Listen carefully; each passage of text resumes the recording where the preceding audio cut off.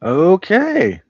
Hello, everyone. Welcome to the 411 Ground and Pound MMA podcast. We are your weekly look into the wide, wacky, wonderful world of mixed martial arts. My name is Robert Winfrey, and I am your host, per usual. Uh, it is technically at the moment Monday, the 27th of April. I tend to still think of it as Sunday because I haven't gone to bed yet, despite the fact that it is, we haven't technically reached Monday. So here we go. What do we got on the agenda today? Well, we will be reviewing UFC Fight Night 274. This is the Sterling versus Zalal card. It was a long night. Um, 11 decisions in 13 fights is a lot. It's just a lot. We will also be previewing this upcoming card from Perth, headlined by a really, really good fight, actually. Uh, Della Maddalena, former welterweight champion, taking on Carlos Prates. Does seem to clear the way for Makashev and Ian Machado Gary. Now that a lot of the pieces have fallen, but we're still also kind of waiting on a couple of other things. So, but that seems to be the logical choice at this moment, given the moving pieces. We will also talk news um, of the week. I think most prominently might be the last thing I talk about, unless something weird happens. But the Senate committee or subcommittee on commerce met to discuss the Muhammad Ali, sort of their version potentially of the Muhammad Ali Boxing Revival Act, that absolute travesty of a legislation. But so we'll talk about that, the good, the bad, and the otherwise. And Oscar De La Hoya was there, so there's a lot of bad and otherwise. But that's kind of what we got on the agenda. So anything you can do, of course, to interact with the product is appreciated. Throw a like, comment. I have the comments on. Actually, I gotta fix that. It needs to be there. There we go. So if you have questions or things you want to ask about, I'm happy to interact with anyone. I'm not big enough to limit this behind, whether they're weird things. So I'm happy to talk to you if you have anything you'd like to say. If you happen to be here live, I tend to go live around 2 a.m. Eastern Standard Time. Again, technically Monday morning. Um, so, so that's kind of the general idea. But if you're listening after the fact, feel free to leave a comment. I get to them as I can. So thank you all very much. And let's jump into this, shall we? Yep. So UFC Fight Night 274. This was as mentioned, the Sterling and Zalal card. I need to open up my spreadsheet. There you are. How did the predictions go? Okay, 8-5. What did I get wrong that I'm really only annoyed at I'm annoyed at myself for two of these. One, picking Buchecha was a mistake. I just I knew it at the time. I said it was like going to be my last time picking him, but I was going to for the sake of maybe, but that was a mistake.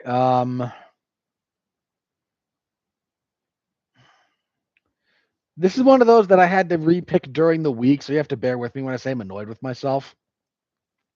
Jafel Filio I think I previewed him taking on his original opponent instead of Cody Durden, or it had like just barely come out, but Durden was a late notice replacement. Had this fight been at flyweight, I would have picked Durden. They had it at bantamweight, which was enough for me to kind of lean back towards Filio. There's a bunch of reasons for that. I'll get to them when I get to the fight, but I should have gone with Durden. Losing streak or not, like I that one I should have seen coming. What else did I get wrong? Jocelyn Edwards over Norma Dumont. I maybe should have called. It's a maybe. I'm not mad about Vieira and McConico. Oh, there was a fight added to the card during fight week because that's just the era of fights we're living in. Like, oh crap, we didn't have 13. Scramble during fight week and find a couple of guys who will take it on short notice. Was Elliot Marshall and Lucas Brennan. I picked Marshall. He was a giant favorite. fairly easy call there. What did I get wrong? Filio, Meconico, Span, Edwards. Oh, Barcelos. That one kind of bothers me too. Hani Barcelos is just in this phase where he's going to beat guys like this because he'll grit through a tough spot and then just out wrestle you and outwork you for the over 15 minutes. The closer we got to that fight, the more I kind of started going, I don't feel good about Jackson, but I did not give myself the appropriate leeway there. That's on me. By the time the fight started, once Barcelos survived the knockdown, I knew he was going to win. Like if you didn't get him out of there with that sequence, he was going to survive and, make life difficult. So yeah, 8-5. Year to date now, 121, 41-3 with 1 no contest. Falling behind. I gotta start picking this up. I really do. So that's where we stand on the predictions, how that went. As for the fights themselves, main event. Forgot to bring that up. I feel like could have sworn I had properly prepared for this. Main event, Aljamain Sterling defeats Yusuf Zalal via unanimous decision. 49-45 across the board. Sterling got a 10-8 fourth. I think that was entirely warranted. So how did this go? Zalal didn't look bad. In fact, he had a really good third round. When he was able to keep things long, he did okay. The problem was anytime Sterling did get him down, like getting out from under Sterling is a headache. And respectfully to Zalal, a lot of his get-ups are predicated on back exposure.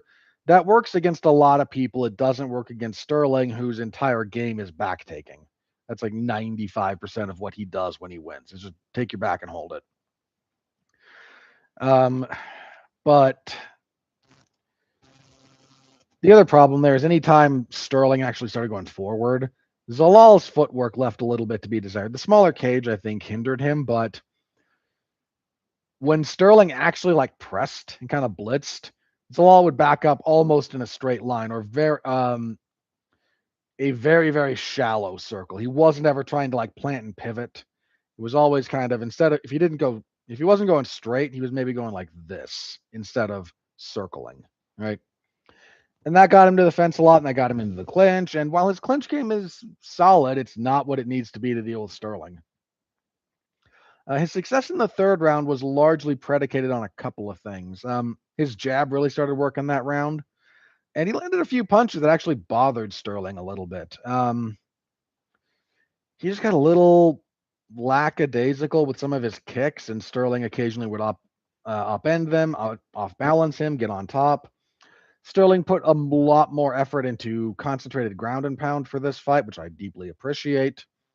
He had a really nice arm in rear naked choke in the fourth round that I thought might end it.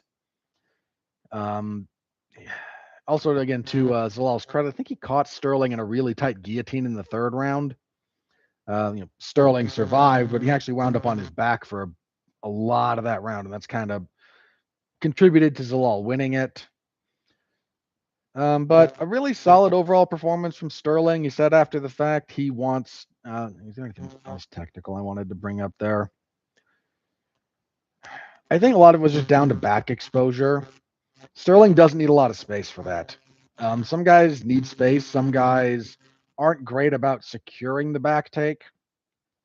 Sterling is exceptional at it. Again, it's the vast majority of what he does when he wins is securing back exposure, securing the position, and then kind of just, I hate to say just writing it out because that does him a little bit of a disservice to phrase it that way, but maintaining it and doing what he does from there. The commitment to more ground and pound was appreciated, and I think is a really nice wrinkle to his game, especially up at featherweight. So he made a good account of himself after the fact. He said he wants to fight for the belt or get a rematch with Movsar. Neither of those seem like they're going to be what's next for him. Had Zalal won, they might have leapfrogged Movsar because the UFC likes Zalal a little bit more.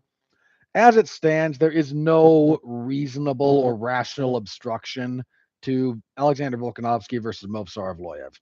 There shouldn't have been to begin with, but we did Lopez 2 for some unknown reason. That should have been Movsar. It really should have.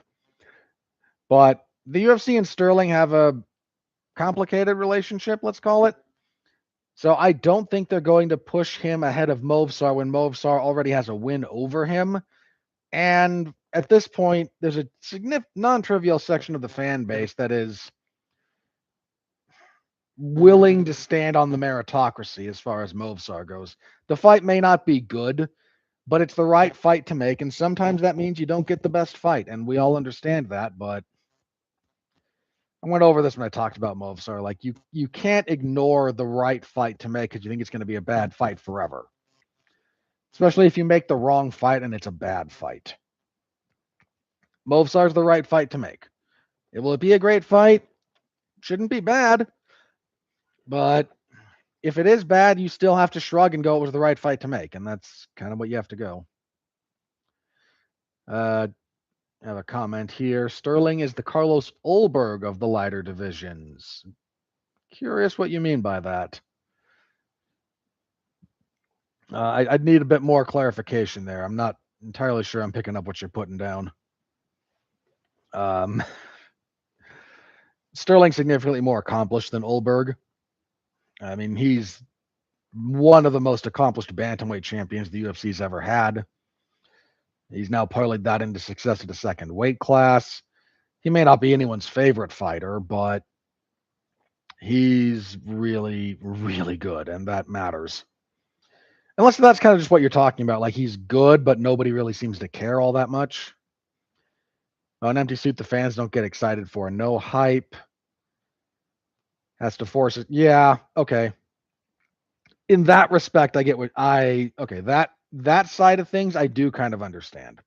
Sterling has really struggled to sort of connect with the fan base. And for a guy who's been in the UFC as long as he has and who's accomplished as much as he has, it's a thing that he has really struggled to connect with the fan base in any sort of meaningful capacity. Winning the belt via DQ never got him off on the wrong foot to begin with, and he's never quite been able to get on the right side of that. So we'll see. Again, at this point, it should just be Movsar and Volk. And if you wanted to do Sterling after that or get him in one more clear-cut number one contenders fight with, Yair or Lopez. I mean, shouldn't be Lopez, but Yair would be up there. What are the rankings at the moment? These are going to be updated, but featherweight alone will kind of tell me. Yeah, ahead of him are Lopez, Murphy, and Yair. I mean, assuming Movsar gets the shot, which he should. You're probably looking at Murphy or Yair, would be my hunch. Murphy might make the most sense in terms of we're doing a clear-cut number one contenders fight. Although that might screw Murphy if he loses, because if he drops a fight to Movsar and Sterling, he's never getting a title shot. I mean, never is a strong word, but functional. Barring major change, he's unlikely to get to the belt. But that one, or again, I don't know what they're going to do with Yair. For some reason, the UFC has just never made Yair versus Diego Lopez, which is a fight that has heat. Those two don't like each other. And I think the UFC was just desperate to try and make it for the belt, and that never quite panned out. So that's kind of where that is. But this main event was, not bad. It was an okay to good main event on paper. In practice, it suffered a little bit from the same thing a lot of fights last night suffered from, just a lot of decisions. There were 11 decisions in 13 fights, as I previously mentioned, and that just makes for a rough viewing experience. I think even Daniel Cormier, after the fact, was on and said, like, it was brutal, man. Brutal is your commentary, sir. About 80% of the time, it is borderline unlistenable. ill-suited to that job at this point. I don't know what exactly is causing you to be so ill-suited to it, but and bear in mind, I don't even disagree with this point. Like 11 decisions in 13 fights is just a long time. Everything takes forever. But it was a good fight. Not complaining about it. Some really nice technical stuff, some good scrambling. If you want to see, Sterling's improved ground and pound, it's on display. And the technique that he used for that, arm in rear naked choke, which has been a technique growing in popularity, especially in no-gi jiu-jitsu. There's a couple of specific things that you have to do to really finish it, but he had a really good go at it. I think he just lost a little bit of the angle to get the finish, but yeah, so not a bad fight. Co-main event, Jocelyn Edwards defeated Norma Dumont via unanimous decision, 130-27 to 29-28. This fight sucked. Not much else to say. Both of these women tend to do a lot of point fighting, a lot of, moving, and Dumont in particular, a lot of moving, some clinching. The fight sucked. I literally don't know what else to say about it. It was a terrible fight. Dumont acting like she got robbed after the fact. Like, neither of these women can complain about 29-28. I don't agree with Edwards getting the first, but Edwards 2 and 3 is fine. Perfectly fine score. Awful fight. Lightweight next, Rafa Garcia. I did switch my pick to him. The closer we got, the more I went, no, Garcia's good. I remembered, he is one of Cub Swanson's guys. Swapped my pick there and was very happy with that. 29-28 into 30-27. Hernandez can get the third, I think, but I was 30-27 for Garcia. He fought real well here. A lot of good forward pressure, high tight guard, good defense, good counters, nasty calf kicks. Just a really, really fundamentally sound guy on every level. Yeah, this was a good fight. This wasn't quite fight of the night. No, could have been. You had a couple of good choices for fight of the night. This was one of them. The other one will be coming up in a moment. Yeah, good fight from Garcia. He looked real good. He's been waiting kind of for his big sort of, arrival party. He's starting to get there. This is a pretty decent winning streak for him. He's built from strength to strength. Good punches, good distance closing, really, really good pressure. Hernandez not until like late in the third round did Hernandez kind of get off of the back foot. And I don't just mean that he was circling. I mean, he was on the back foot. Because you can be on the front foot and circle. It's a weird thing. People forget Hernandez is not a marauder. True. He's got power, but when you talk about guys being marauders, like they're just in there, they're going to walk you down and they're going to put a hurting on you. Hernandez is not that. He's developed a little bit more technique than that, and he's not averse to a firefight, but he doesn't seek them out, I think, for good reason. And he also marks up. Like, this is not a character assessment or he put a ceiling on him. Some guys just wear damage, visibly wear it worse than others. And some of them are great. Like both GSP and Fedor marked up a lot. Hernandez marks up a lot. And not the end of the world, clearly. I mean, Fedor and GSP are all-time greats. Like, maybe the greatest, in the conversation for the greatest, certainly. But they both had to kind of deal with the fact that I may have beat the crap out of you, but you look great. You look fine, or you look okay coming out of it. I mean, Hendricks and GSP is kind of the quintessential example. I scored that fight for GSP live.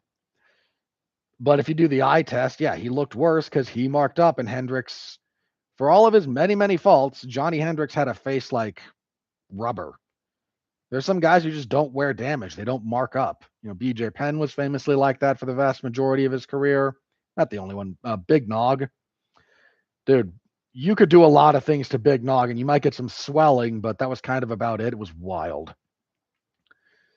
But point being, Hernandez is one of those guys who does mark up.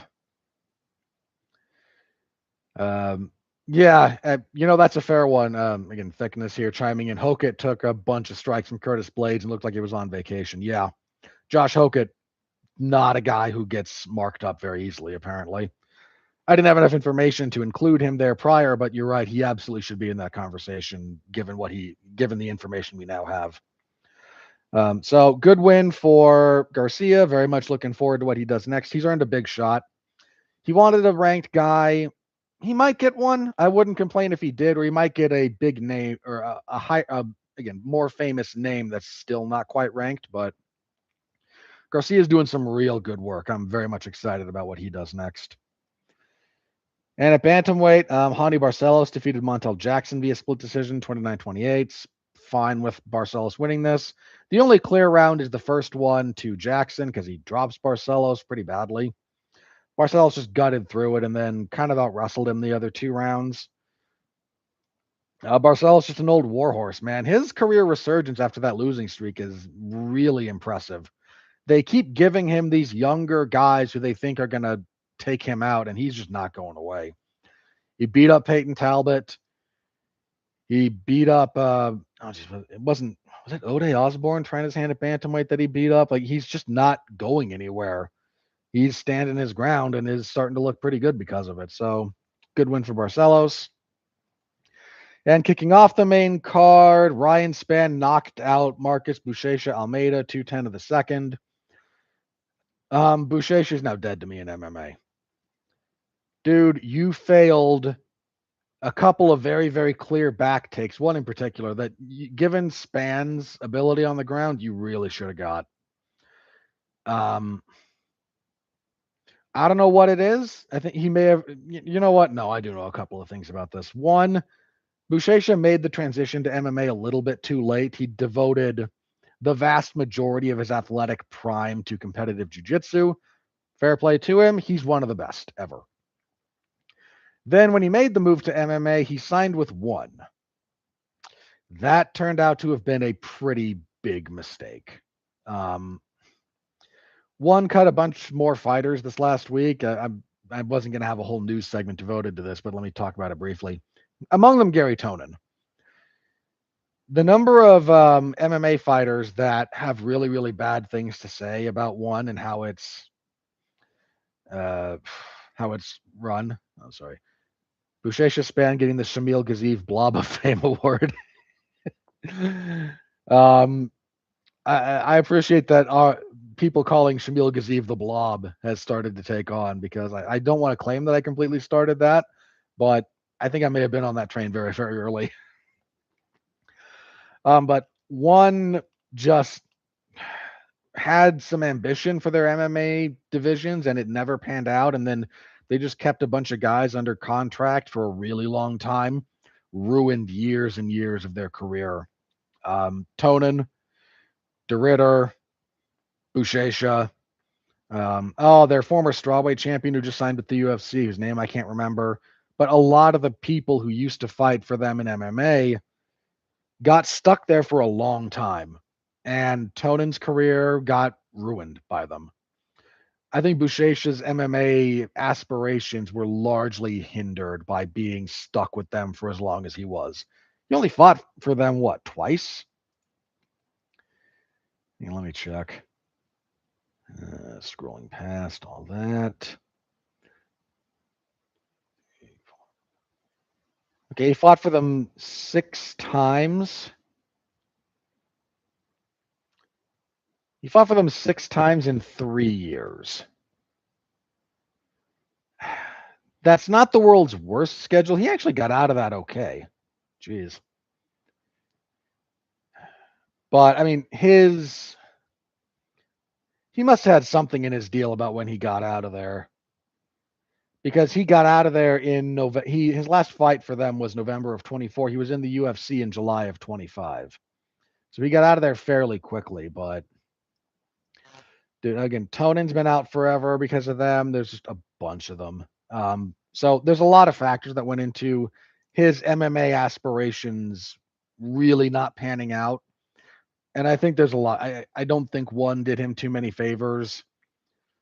I get not wanting to sign immediately with the UFC, but he took a gamble kind of on ONE and it didn't pan out. I also think that this may be a little bit of a higher level point. Jiu-jitsu and MMA has become such a level playing field for once you get to the UFC, not just MMA in general, but the UFC in particular. If you're a good UFC fighter, or even just been around it for a long time, your level of especially like defensive jiu-jitsu is quite high. Your offensive jiu-jitsu might suck. You might not be able to get up all that well. You might give up bad positions, but the amount of ways you can actually be submitted in MMA, the amount of people who can realistically, consistently do that to you is very limited. And in general, the level of defense is high enough that even genuine wizards on the ground, guys like Vieira, uh, guys like Buchecha, I could go on. They can't make as much hay out of this because the defensive baseline for most jiu-jitsu play in MMA is quite high. It may not be the most technical, but given the confines of MMA, it's a restrictive thing for a lot of what you do offensively, and it opens up some defensive things that just make it really, really hard to make jiu-jitsu your first order kind of attack.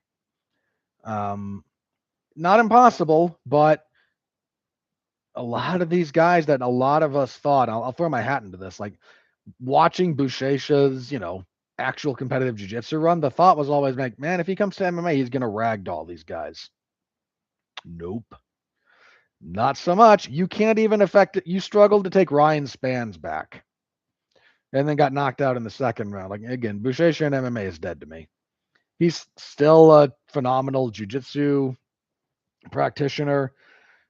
Anyone who trains with him, I think, is lucky to do so. But just like as a fighter, I'm never picking that guy again. Yeah, Taporia figured out how to deal with Ryan Hall. Yeah, like you don't have to be a world-class black belt in MMA, in jiu-jitsu, to have success against world-class black belts in jiu-jitsu if you're fighting in mixed martial arts. There's something about the skilled about like what's going on there that wildly messes with the disparity. That said, don't sleep on Taporia's ground game. Like he was a grappler on the regional scene. That's kind of where he made his bones. So he actually does have a really solid baseline of knowledge there. But anyway, that started the main card. Span got a knockout. I don't care. Heavyweight's not good, and Ryan Span is just furniture. Eric McConico defeated Adolfo Vieira via unanimous decision, 29-28. Again, same thing. Kind of the same thing here. Good first round for Vieira. He had a really nice back take. He had a really nice armbar attack. I thought McConico was cooked. But again, there's just specificity of finishing technique that you have to do it's not even look, I can't tell Adolfo Vieira anything about jiu-jitsu. He's forgotten more than I know. I am not trying to big myself up here. I'm making an observation that finishing submissions in MMA has to happen very quickly. It's rare that you get guys, top or bottom, that methodically slowly work through positions. That's just not a thing that happens all that often. And Vieira's jiu-jitsu is, of course, top of the food chain in jiu-jitsu. Like he's the man. He's one of the best ever. But I think there's a methodical nature to what he normally does that the sort of suddenness of MMA intrudes upon. Because that guy can finish an armbar in his sleep. Having to finish an armbar with the other guy walking off the cage, trying to do like a hitchhiker escape, while you're trying to fight with the glove a little bit for control over the arm to make sure he can't turn it, all in fractions of a second, stuff about the technique gets lost a little bit because, of course, it does. It's happening too quickly to do it perfectly. But I do wonder a little bit if you having to be like, because it's not that you don't get quick submissions in jiu-jitsu, but a lot of those are accelerated. You start slow, you start methodical, and then it just rapidly escalates from you're kind of okay to, oh crap, you're done. Unless there's a giant skill disparity. In MMA, you have to go through all the sequences, all the parts of the sequence that lead to the finish rapidly. And it's just a very, very different sort of style you have to adapt if you want to be a submission first fighter. Like Charles Oliveira doesn't have like jujitsu accolades to his name in the jujitsu space. He has a lot of MMA submissions because he's good about hurting you and then capitalizing very, very quickly. I mean, same kind of thing with like Brian Ortega. Brian Ortega's submission game is dangerous for MMA because he goes from start of submission attempt to you're in real trouble like that. That's not a thing that a lot of very, very high level competitors do because trying to play that game in high level competitive jiu-jitsu will get you in trouble very quickly, and sort of depending on who you're going with, but as a general proposition. So I do wonder a little bit about that. This was an okay fight. Next up, Jackson McVeigh chokes out Cedricus Dumas via Darce choke, 2:14 of the first. We can be done with Cedricus Dumas at this point. McVeigh felt good for him getting his, I think it was his first UFC win. He hit not McConaughey. He hit Dumas with a really nice little right uppercut because he was southpaw, so you got open stances. He kind of he clearly got ready to deal with the jab because jabbing opposite stances is a different proposition than jabbing closed stances, open rather than opposite, excuse me. Jabbing open stance is different. Still can be done very effectively, but it's different. And he kind of it came in, he slipped, and then the right hand came up, dropped him, threw a bunch of ground and pound. Dumas tried to wrestle to his knees, Darce choke, all she wrote. Again, we can be done with Cedricus Dumas at this point in the UFC. Michelle Montague defeated Mayra Buena Silva via unanimous decision, 229-28 and a 30-27. I kind of thought the first round could have been 10-8. Look, Montague's got problems. She moves very well on the ground. Her takedown game is slightly iffy. And her cardio is a little suspect. It just doesn't help that Mayra Buena Silva is not exactly a cardio machine herself. There were a couple of okay scrambles. Look, Mayra Buena Silva fought for a title 2 years ago, and I think was the favorite going into that fight. This division is terrible. She hasn't officially won a fight since she got a split decision over, I think it was Ketlin Vieira. Because she choked out Holly Holm, but then failed the drug test, so that got turned into a no contest. And she hasn't won since. Again, so that's a no contest. Like, she's just lost since then. Montague is still fairly green. So I'm trying not to be super critical of her. Cardio is something you work on. A lot of it comes with experience, like how to manage your energy rather than managing your energy is as important as building a bigger gas tank overall. Her ground and pound is still pretty good. Her top control is pretty good. It falls apart a little bit when she gets tired, but not impossibly so.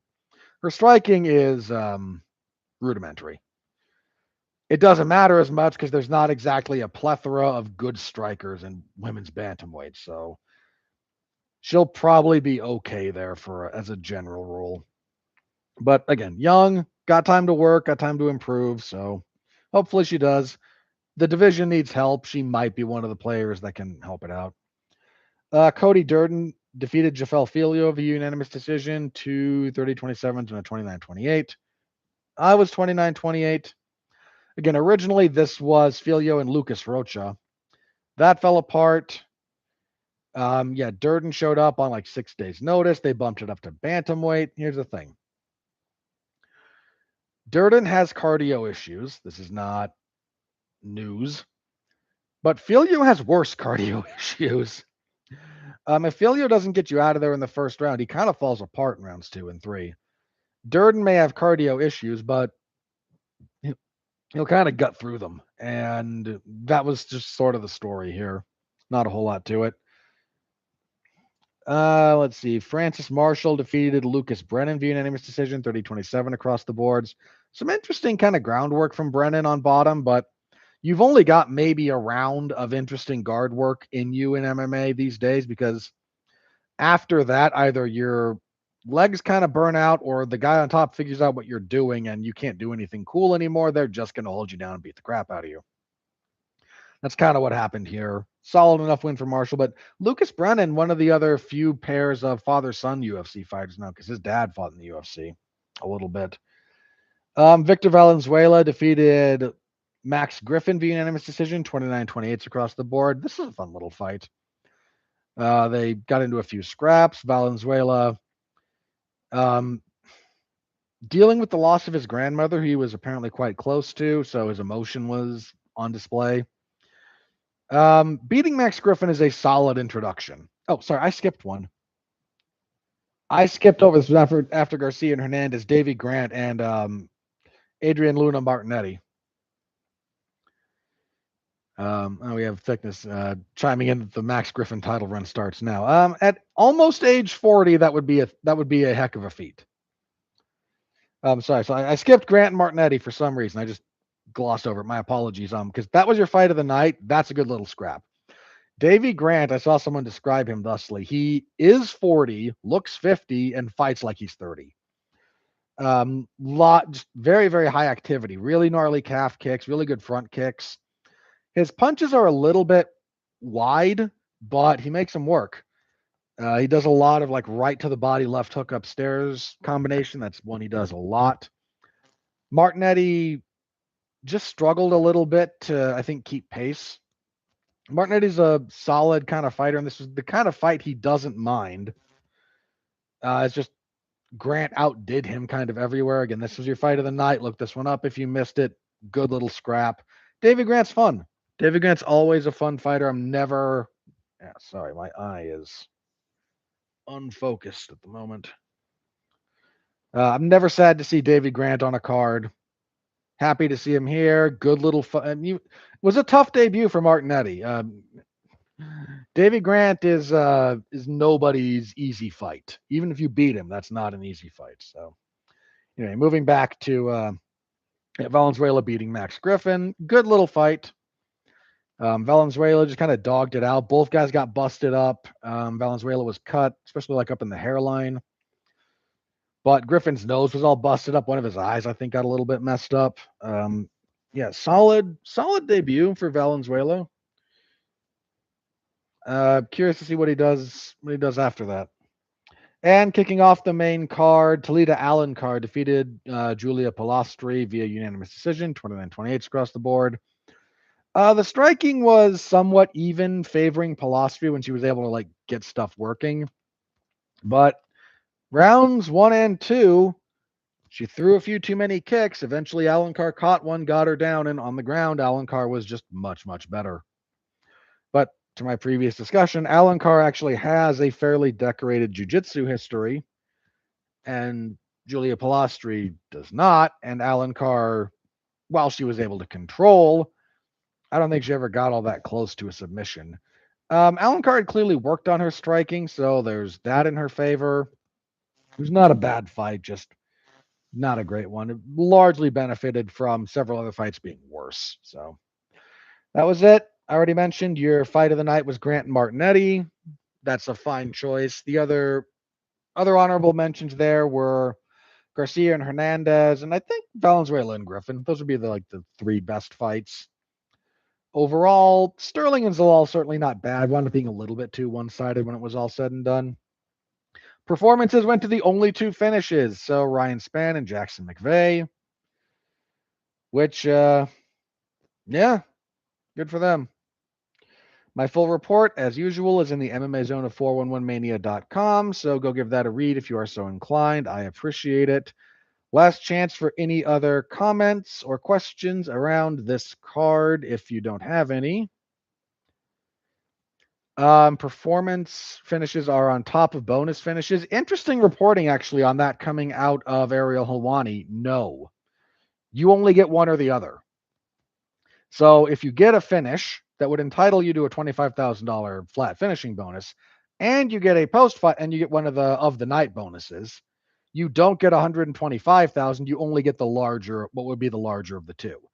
Because this godforsaken company will just nickel and dime fighters to death.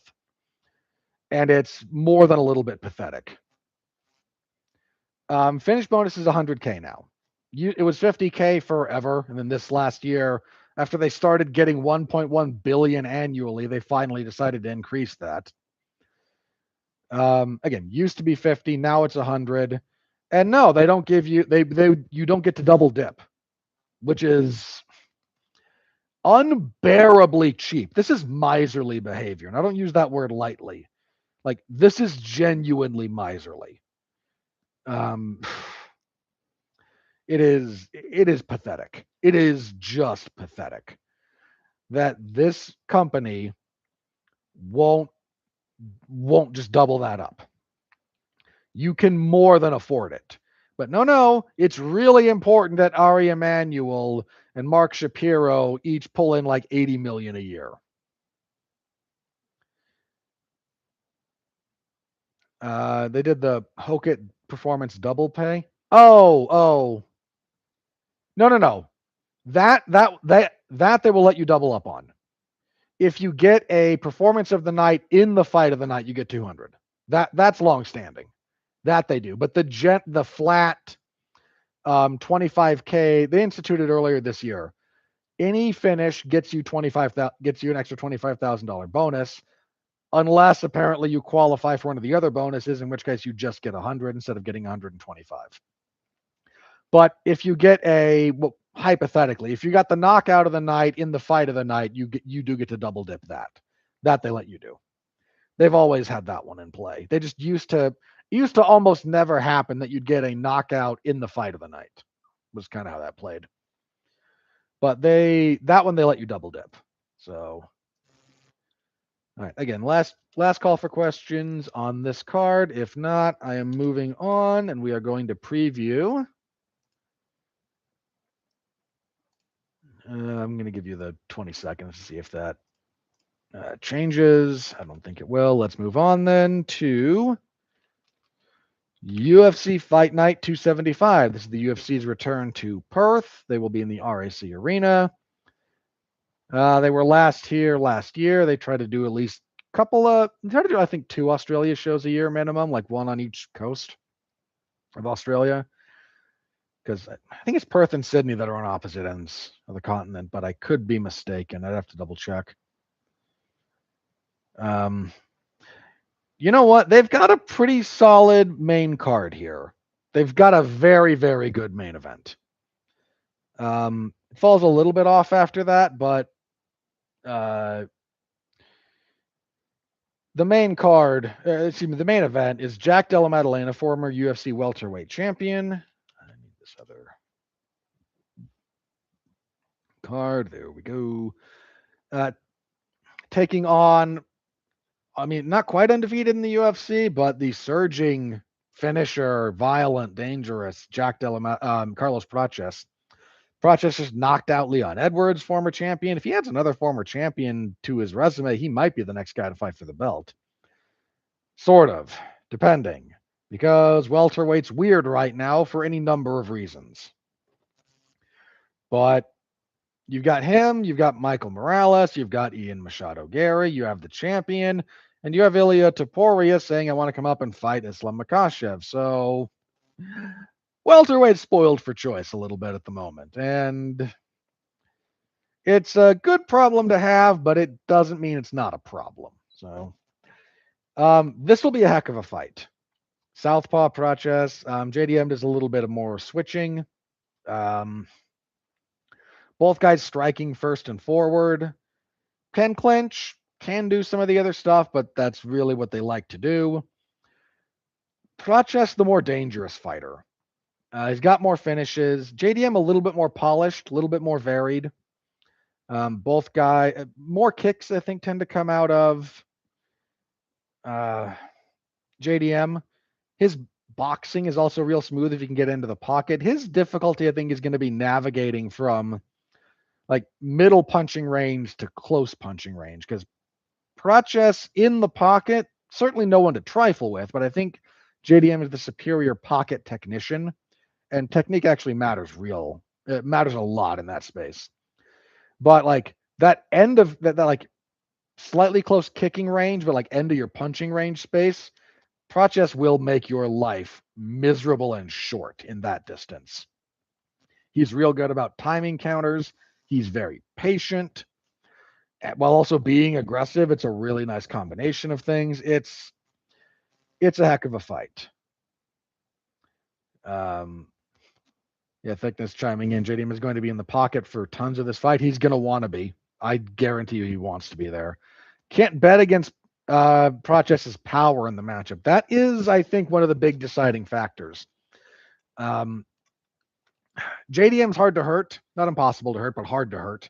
But Prates has a habit of taking guys with good chins and making them very, very, very uncomfortable. I mean, he had Ian Machado Gary in some real bad shape in the 5th round of their fight.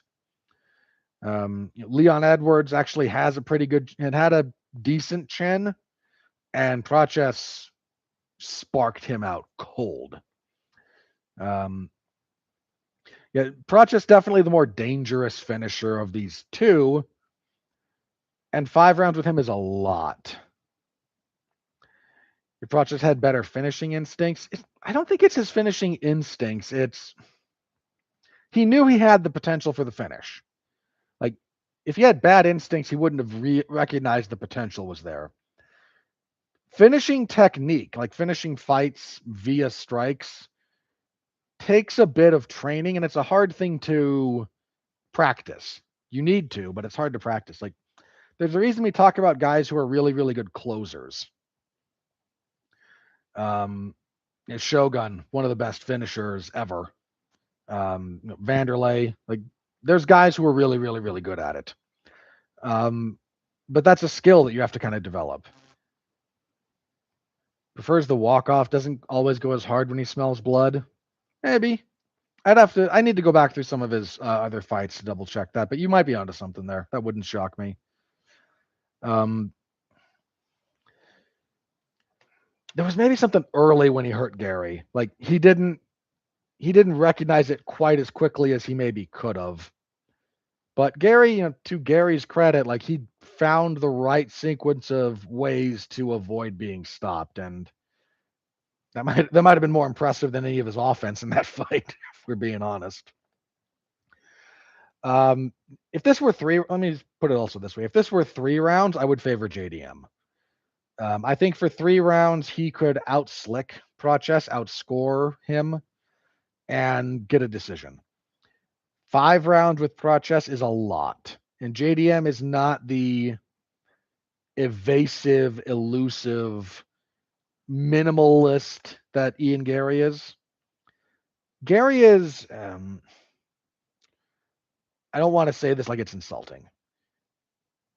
Gary's a point fighter, and a lot of point fighters don't like to be engaged in they don't like prolonged exchanges, and they don't like a lot of exchanges. They like to if you're here, they want to be here, and they want to maintain that distance scoring wise. They don't want to give you more chances to close that gap. JDM doesn't fight like that. I don't think Gary is like the only way to beat Gary's style is the only way to beat Prates, but I think it's probably the most reliable. And Prates' lack of volume on occasion can be a problem. Yeah, that's the other thing, as mentioned by Thickness. Like, some guys have their power dissipate over the course of a fight. This is very true of heavyweights. Prates carries his power late. Yeah, JDM, I think his general toughness is going to be to his credit here. He's going to probably win rounds unless something weird happens in the first. But 5 rounds with Carlos Prates is just like, that's trying to sprint through a minefield, kind of, and that's rough. I'm going to asterisk this one because I did not get the chance to do all the tape study I wanted. There's 2 fights in particular I need to rewatch. I kind of need to rewatch JDM and Belal. I don't expect Prates to fight like Belal, but there's chunks of that are, I think, comparable, especially pressure-based, because Prates is going to come forward a lot. And how JDM handles that is that's more instructive than, his fight with Makhachev, which is functionally useless for this fight in terms of, like, most analysis. And for Prates, I need to double check. What did I think was the most relevant one here? Not the Edwards fight. Crud, what was it? Oh, I'm blanking on the guy's name. I do need to rewatch some of the Gary fight. I need to track him over time. And I'm gonna have to look it up. My memory is failing me. The Neal fight, the Jeff Neal fight. I think that is going to have more in common with for Prates. Like the Jeff Neal fight is going to be closer to what this looks like than anything else. Yeah, JDM. He did get punched by Bilal, and Bilal's striking is of course nothing to write home about either technically or power wise. I don't expect JDM to have the same specific ideas about fighting Prates that he did against Bilal because, again, they're very, very different fighters. If I were to fight Bilal Muhammad, I expect that if I had to get punched by Bilal, that's doable. I would not try to fight that same way against Prates, but it's mostly pressure, pressure rather than like striking defense that I'm looking at there. But for the sake of right now, I am leaning Prates. That just gets a big ol' asterisk because there's a couple of fights I need to look at in slightly more detail. But that is a great fight. That is a great main event by any stretch of the imagination. Can't wait for it. Big thumbs up on that. Heck of a fight. Things fall off a little bit after this. Co-main event, Beneil Dariush and Quillan Saul killed. They're trying to kill Beneil Dariush. Dariush was supposed to fight somebody else a couple of weeks earlier, back now from where we are. That fell out. Now we got this one. Again, they're trying to kill poor Beneil Dariush. I like Dariush. He's been around for a while. He's had some really, really good fights. He's only 36, but the miles on that guy are non-trivial. I mean, he's been with the UFC for a surprisingly long time. He's been with the UFC since January of 2014. So he's over 12 years in the UFC. And he's had good stretches during that time. Like he's been in some wars, he's had some really good fights, he's had some really good finishes. He's just in a tough spot right now where he's 1-3 in his last 4. The losses, in fairness, Charlie Olives, Arman Saryukian, most recently Benoit Saint-Denis. 3 of the top guys in the weight class. Those are not scrubs. Saul killed would be the worst guy he's lost to. Worst is maybe the wrong way to phrase that. Certainly the most unproven. I'll phrase it like that. Most unproven. But Dariush's his chin is not quite what it used to be. I mean, he got dropped by Moicano, even though he came back to win that fight. Again, it's not just the 12 years in the UFC. He trained for a long time. He might still actually have to double check, but he trained with Rafael Cordero out of like King's MMA and whatever else he called his. Like, if you don't know Rafael Cordero's reputation, part of his philosophy is if you can't handle the gym wars, you can't handle a fight. Like he weeds people out real fast if you go to his gym because you're going to fight. You're just going to get in there and your sparring is like a fight because he was the original shoot box coach. So, all the Huas, Anderson Silva was there briefly, Vanderlei Silva, that style comes out of his stuff. And was the best way I heard that phrase. Like, if you want to understand a little bit, like some of his philosophy. RDA was with Rafael Cordero for a while. Dos Anjos. Like, it's not that there's no benefit to what he does. It's just, it's going to take a toll because you only have so many wars in you, even if they're in the gym. But like, you don't go to Rafael Cordero's camps if you're going to like play. I mean, the best way I heard that described was, when CM Punk was like, I really want to fight in the UFC, if he'd gone to King's MMA to train instead of Rufus Sport, he never would have made it. Like he just would have been killed in the gym too often. Which, you can say one way or the other how you feel about that, but that's just kind of how he goes. So Dariush, I think, is a little bit worn down at this point. I respect the heck out of him. 12 years in the UFC is certainly impressive. He's had some great knockouts, some really good fights. But I think he's on the wrong side of it. This is really this is do or die for him. I mean, he also missed weight for his last fight. If he misses weight again, he's fighting a guy who's a decade younger. And Quillen Saul killed 11-1, 11 fight winning streak. This could be one of those times when the young guy is like in over his head.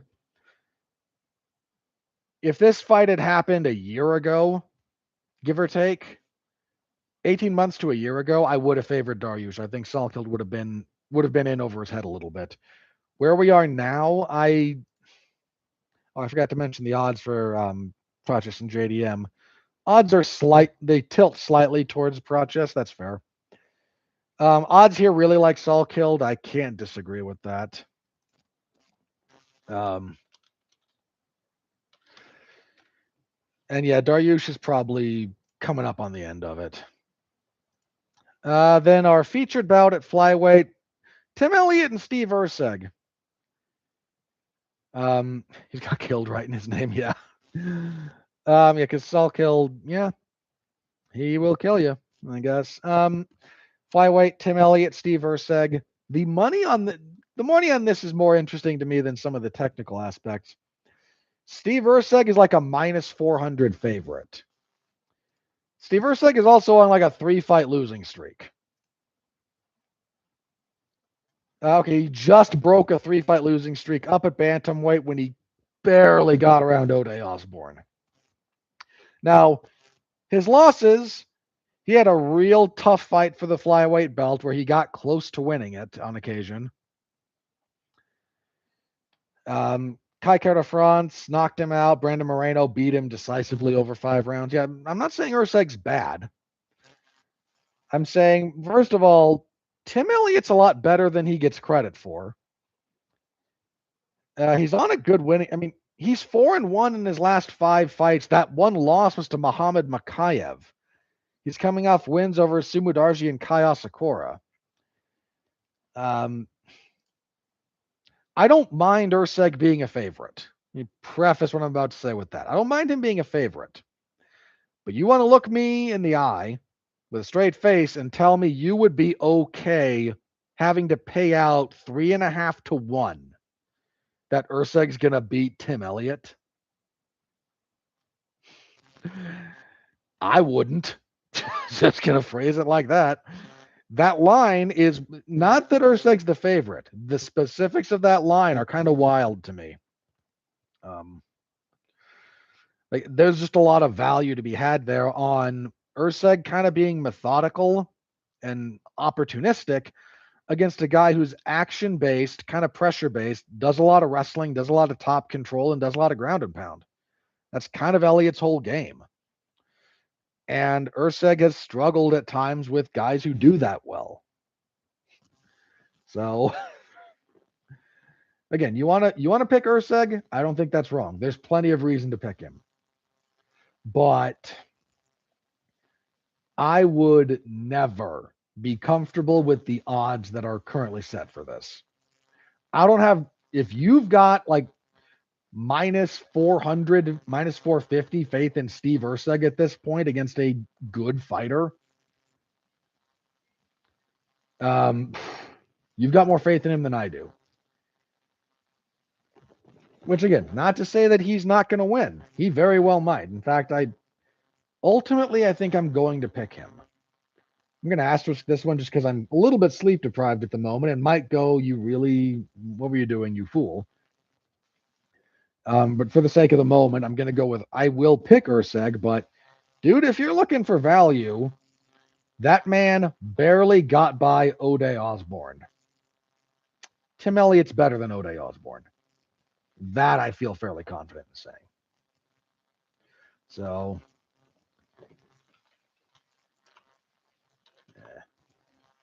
like, Erceg may, somebody mentioned it, man. Erceg was one bad decision away. He was about to be flyweight champion, and then he made one bad decision.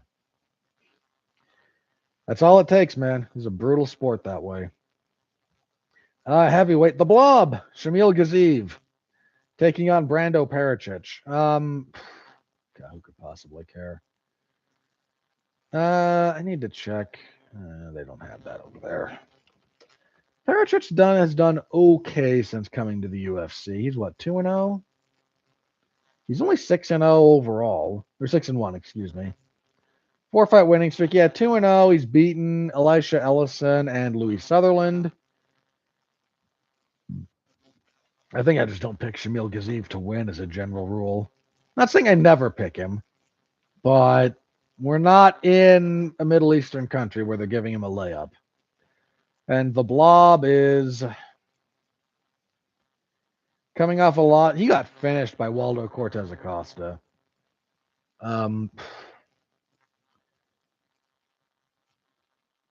Who's he beaten in the UFC? Bidet, Mays, Peterson. He's lost to Rosenstruik. Yeah, he gassed real bad. He got stopped between rounds in that one.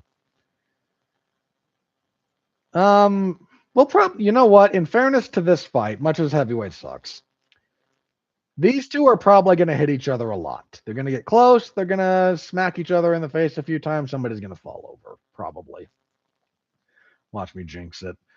And to that end, I'm okay going with Pericic. I don't like picking Shamil Gaziev. I pick him on occasion because he's clearly like being set up to win a fight or whatnot, but I'm not. I don't feel super great picking him. Oh, also at heavyweight because God hates me. I kid, but Tai Tuivasa and Louis Sutherland. Okay, we have a question here.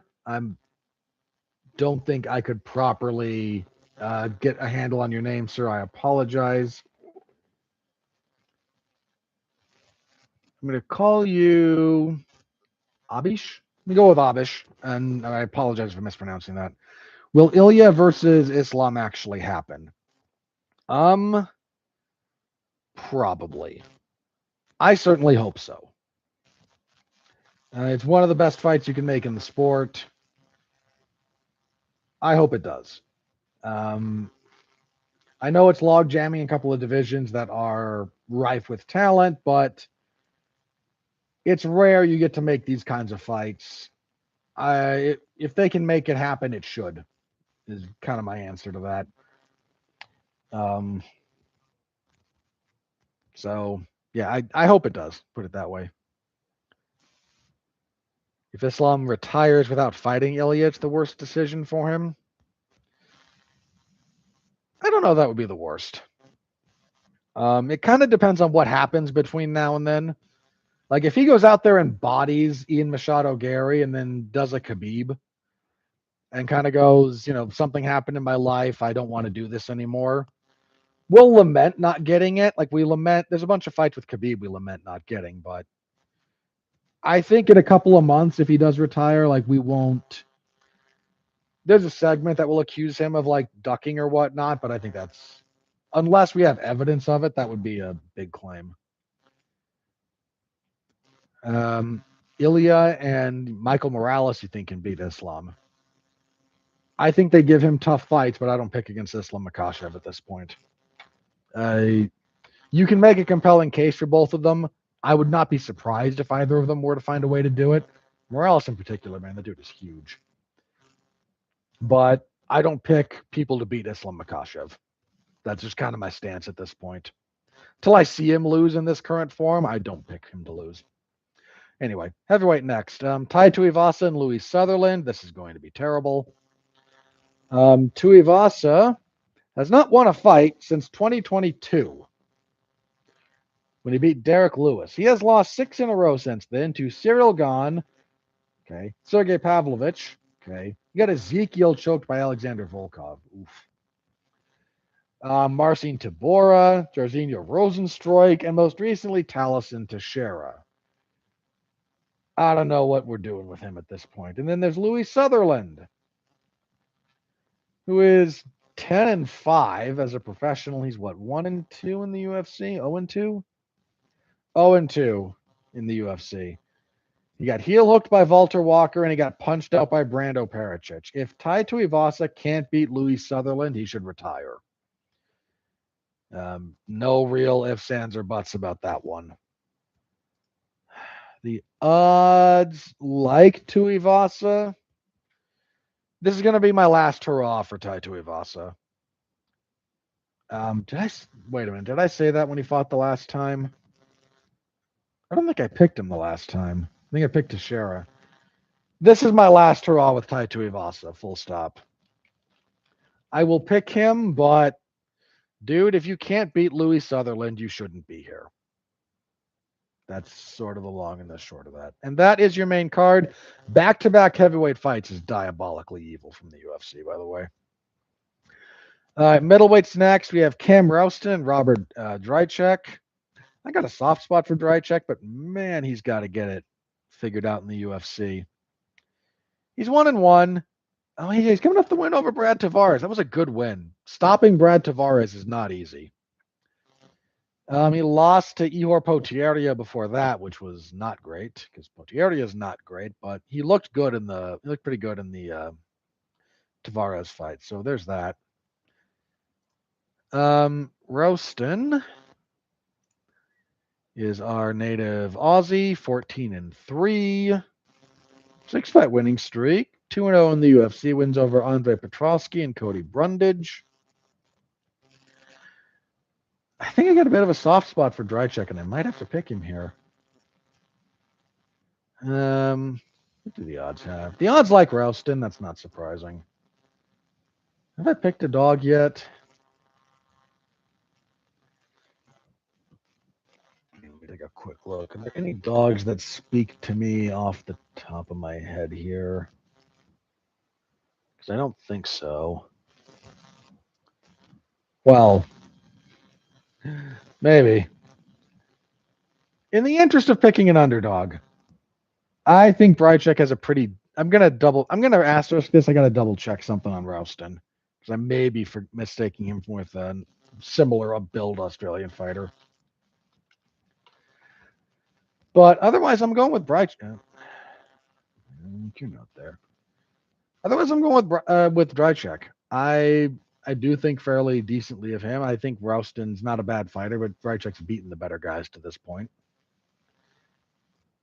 Sort of in general. Light heavyweight, Junior Tafa and Kevin Christian. This is going to suck. Because Junior Tafa is not very good. Let's see. Tafa, 6-5. 2-5 in the UFC. Good grief. His only wins are over Parker Porter and Sean Sharaf. He's on a 2-fight losing streak. Lost to Tuco Tokos and Billy Elikana. Dude. Christian, 9-3. Dropped his UFC debut to Billy. We got two guys who got choked out by Billy Elikana here.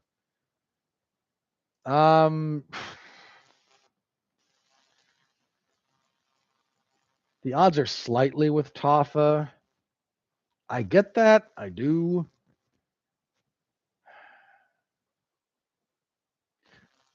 I can't pick Tafa. I just don't think he's all that good. And that's the long and the short of that. Middleweight next, Jacob Malkoun and Gerald Meerschaert. The odds on this are comical in favor of Jacob Malkoun, who I will be picking. He's kind of just better than Meerschaert everywhere, I think, except like pure jiu-jitsu. So going with Malkoun, Meerschaert, bless him, but no. Bantamweight, Colby Thickness and Vince Morales. Let's see. Morales, the Warrior, right? No, Vendetta. Vendetta Morales. He's on his second or third UFC stint. At least his second. Did he get cut? Because since returning to the UFC, he's 0-3, lost to Taylor Lapilus, Elijah Smith, and Raul Rosas Jr. Thickness has struggled a little bit in the UFC. 8-1. Sorry, what, 1-1? Yeah, coming off a win over Musasa. His only loss thus far is Alexander Taporia, which I'm not going to hold too much against him. This is probably thickness. Respectfully, I'm not sure that Morales he just hasn't found his footing. And I don't know that this is the right guy to try and find it against. Middleweight next, Ben Johnston and Wesley Schultz. Let's have a look at these two gentlemen. Schultz is 8-3. Let's see, lost his UFC debut, right? Yes, indeedy, to Damian Pinas. Alrighty. And Johnston, 5-1, 4-fight winning streak. This would be his UFC debut. They're probably trying to give him a moderately winnable fight, and I don't know that Schultz is all that good. Reading the tea leaves here a little bit. Let's go with Johnston. Slightly, what else do we got? Welterweight, Jonathan Metcalf and Temba Gorimbo. Let's see. Gorimbo, 14-6. 2-fight losing streak, though. 4-2 in the UFC. The losses are to Vicente Luque and Jeremiah Wells. If you cannot wrestle him, you can have success against him, is kind of how that goes. Back up, come on. Mikulev. Oh, did I say Metcalf? I meant Mikulev. My apologies if I misspoke there. Mikulev or Mikulev. I can't remember how you pronounce and where the accent is supposed to be on that, or the emphasis, if not the accent. 4-fight winning streak, 2-0 in the UFC. Wins over Kevin Jousset and Oban Elliott. The Oban Elliott win was good. I actually still, at that time, had some optimism for Elliott. This is actually a fairly well-matched fight for both guys. Let's give the matchmakers their due there. I don't know how to feel about Gorimbo at this point in his career. The odds like Mikulev, I will respect that. I think you'd... Wait, what are they in particular? Yeah, that's about right. Like minus 180. No, wait, sorry, I'm misreading that. He's minus like 360, 390. Oh, that's a bit much for my taste. That I think might be asking for a little bit of trouble, but well, that's my take. I don't have to pay out on any of that. So, and I think kicking everything off, there's another fight potentially here. I'll talk about that in a second. Dom Marfan and Cody Steele will, I believe, be kicking us off. Cody Steele, 7-1, dropped his UFC debut to Rongju. Fair enough. And Fan, is it Marfan? He had that interesting win to win the Road to UFC fight when he beat Kim Sung-uk. He's on a good winning streak overall. His last loss was to Quillen Salkilled.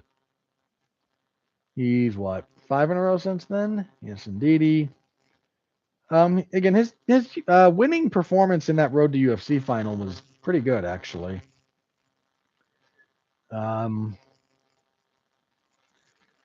The odds still lean towards Steele. I'm going to respect that because I am not sure enough to disagree with them. And in theory, we may have one other fight. We were supposed to have Jack Jenkins against Marwan Rahiki. Jenkins fell out. Really unfortunate because I like Jack Jenkins. We don't know if Rahiki will have an opponent. You're going to have to trust me on my prediction on that one. Because I don't think Rahiki is good enough for me to pick blindly. I like to pick him in the dark. I got to see who they might bring in, if anyone, and make my prediction based on that. Because if they bring in somebody good, I don't know that I think super highly of Rahiki at the moment. So that's where we are. Remember, they are in Australia for that one. So the prelims will start at 4 a.m. Eastern Standard Time, I think. I got to double check. Yes, prelims start at 4 a.m. Eastern Standard Time. So be on the lookout for that. And I will have you covered over in the MMA Zone of 411mania.com. So please do stop by, say hello. I appreciate the heck out of any and all attention you give to what I do. So thank you very much in advance. All right, let's crack on with a few things here news-wise. So there was the White House Correspondents' Dinner earlier today, yesterday technically, which has been a waste of time for about half of my lifetime, but they still do it. And the president traditionally attends. Trump hasn't for periods of time. I think Biden was there briefly, but again, the whole fiasco, the whole thing has just been an excuse for journalists to wax poetic about how wonderful they are and engage in masturbatory behavior. I don't care for it. But the president was in attendance this time around, and somebody showed up and tried to shoot people. Yeah. Now, the assailant was detained. He's been arrested. There were some reports that he was shot and killed. He was shot at. He was not killed. But hey, why would journalists at a convention for how awesome journalists are actually care about accuracy in their reporting? Just disgusting. Anyway, this is relevant for a couple of reasons. One, UFC President Dana White was in attendance, as were several other TKO dignitaries, and dignitaries is the wrong word for that. TKO members, high-ranking people within the company.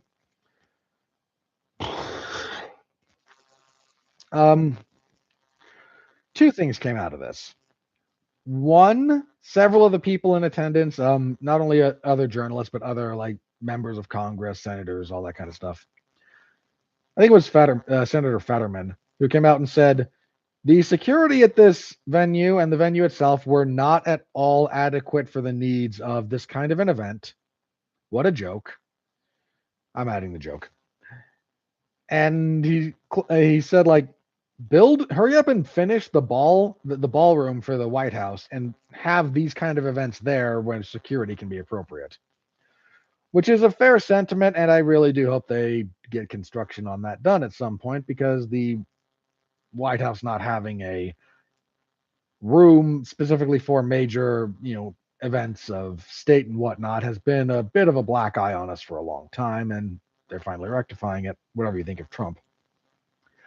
But Dana White, as I mentioned, was there, and he got asked by reporters, like, what does this make you think about security for the UFC White House event? And he said, yeah, we're going to have to look at security. Bear in mind, they have been lying through their teeth about this event not costing the taxpayers any money. You want security at an event like this, you don't get it just from the local DC Police Department. You have to bring in other agencies that you do not, like, you pay for. Or you have to kind of foot the bill for those. So, one, lying through their teeth about that. But, the United States is currently engaged in an armed military conflict. Having a big event at a potential target is an iffy proposition.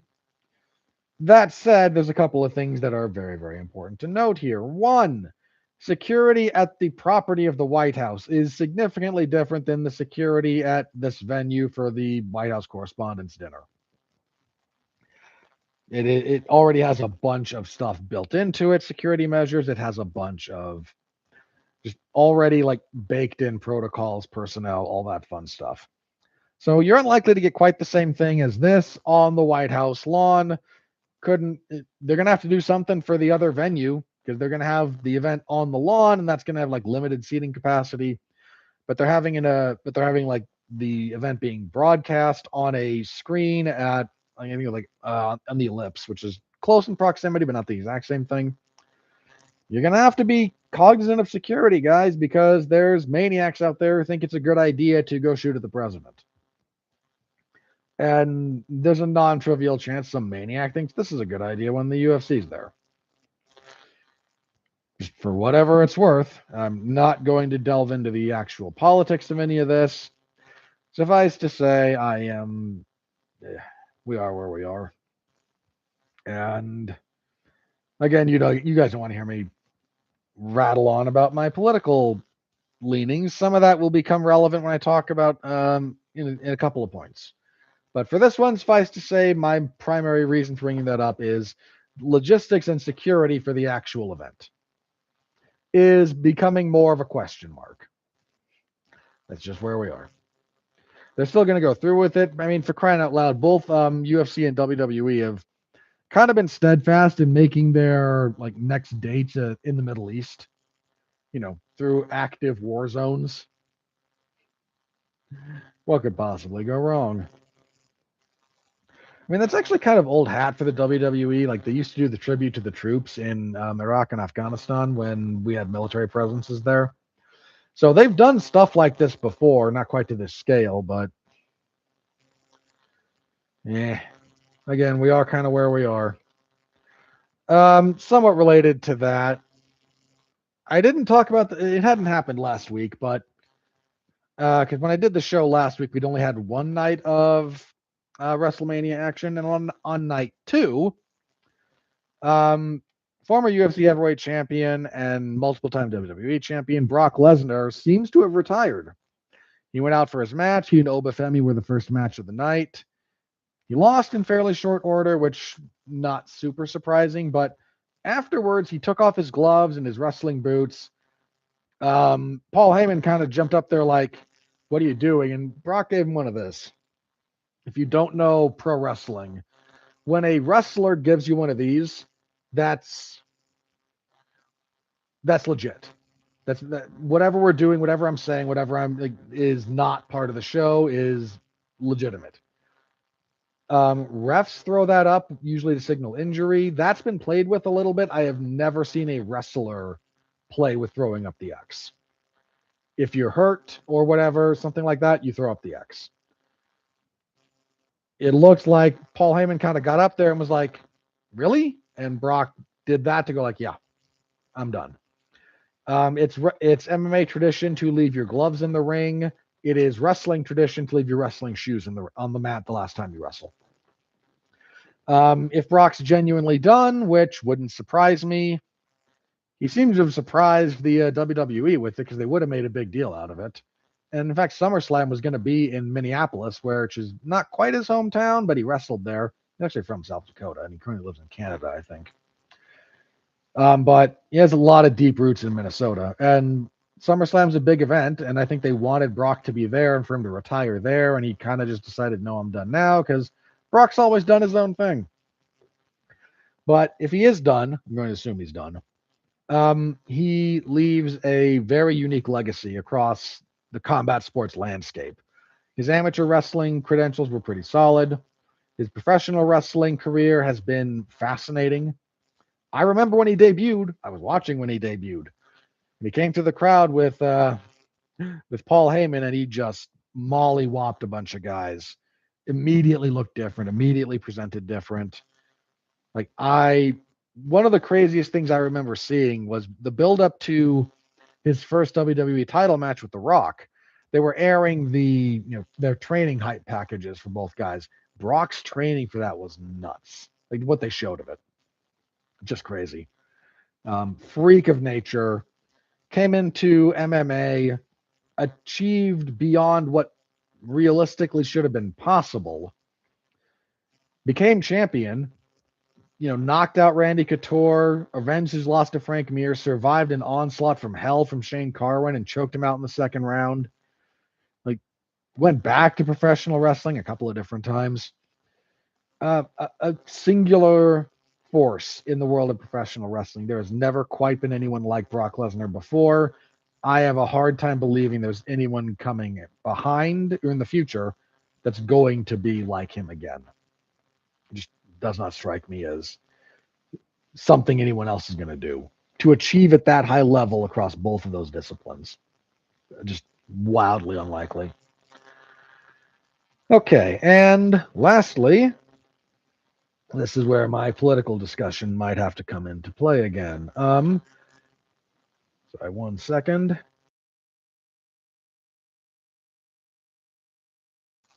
Thank you. Apologies for that. No one needed to hear me sneeze.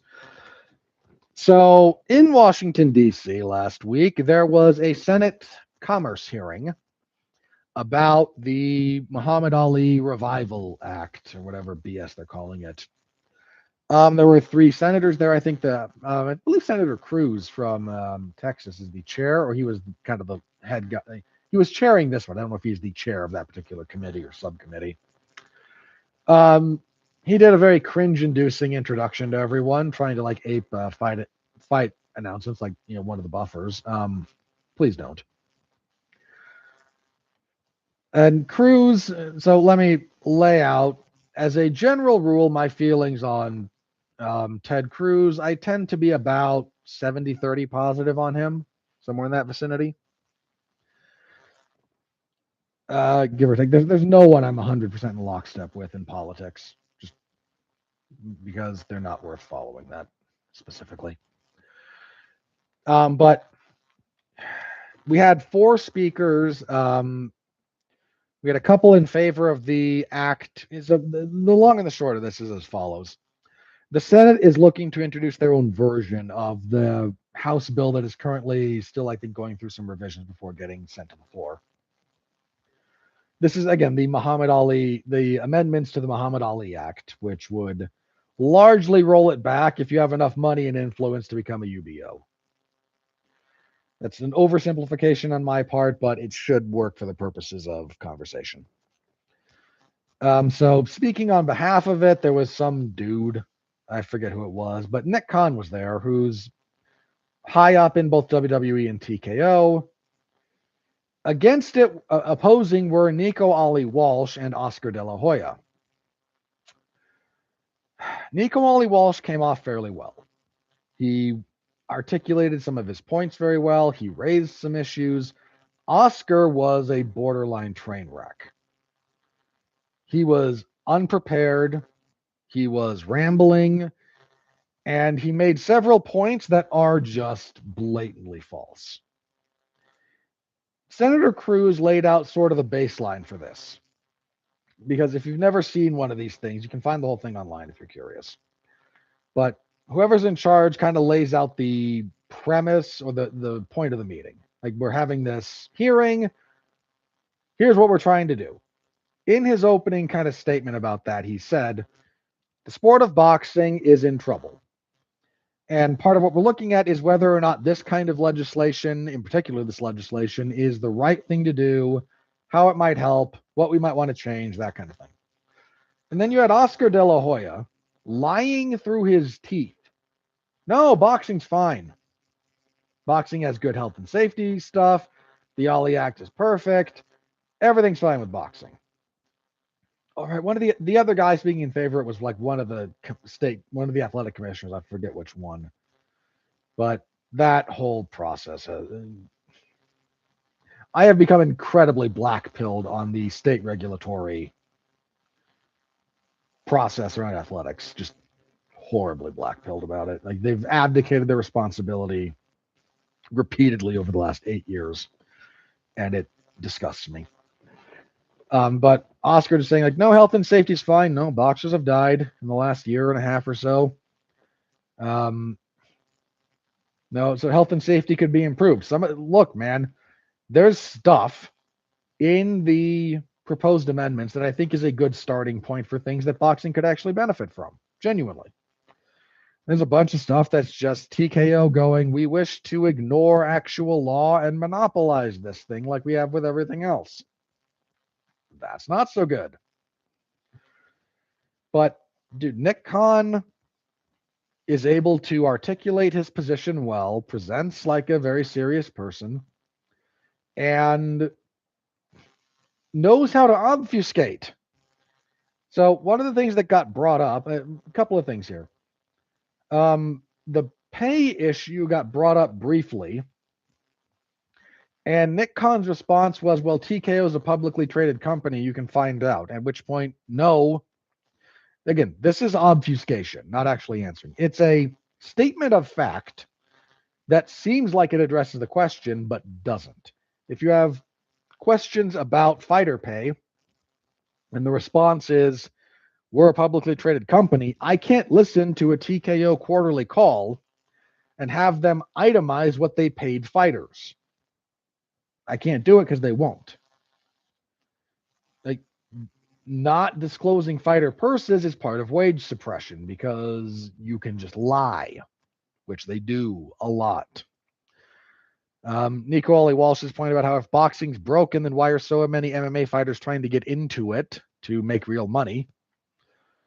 He's making the financial argument. Unfortunately, that doesn't actually address the fundamental issue that boxing doesn't function properly right now.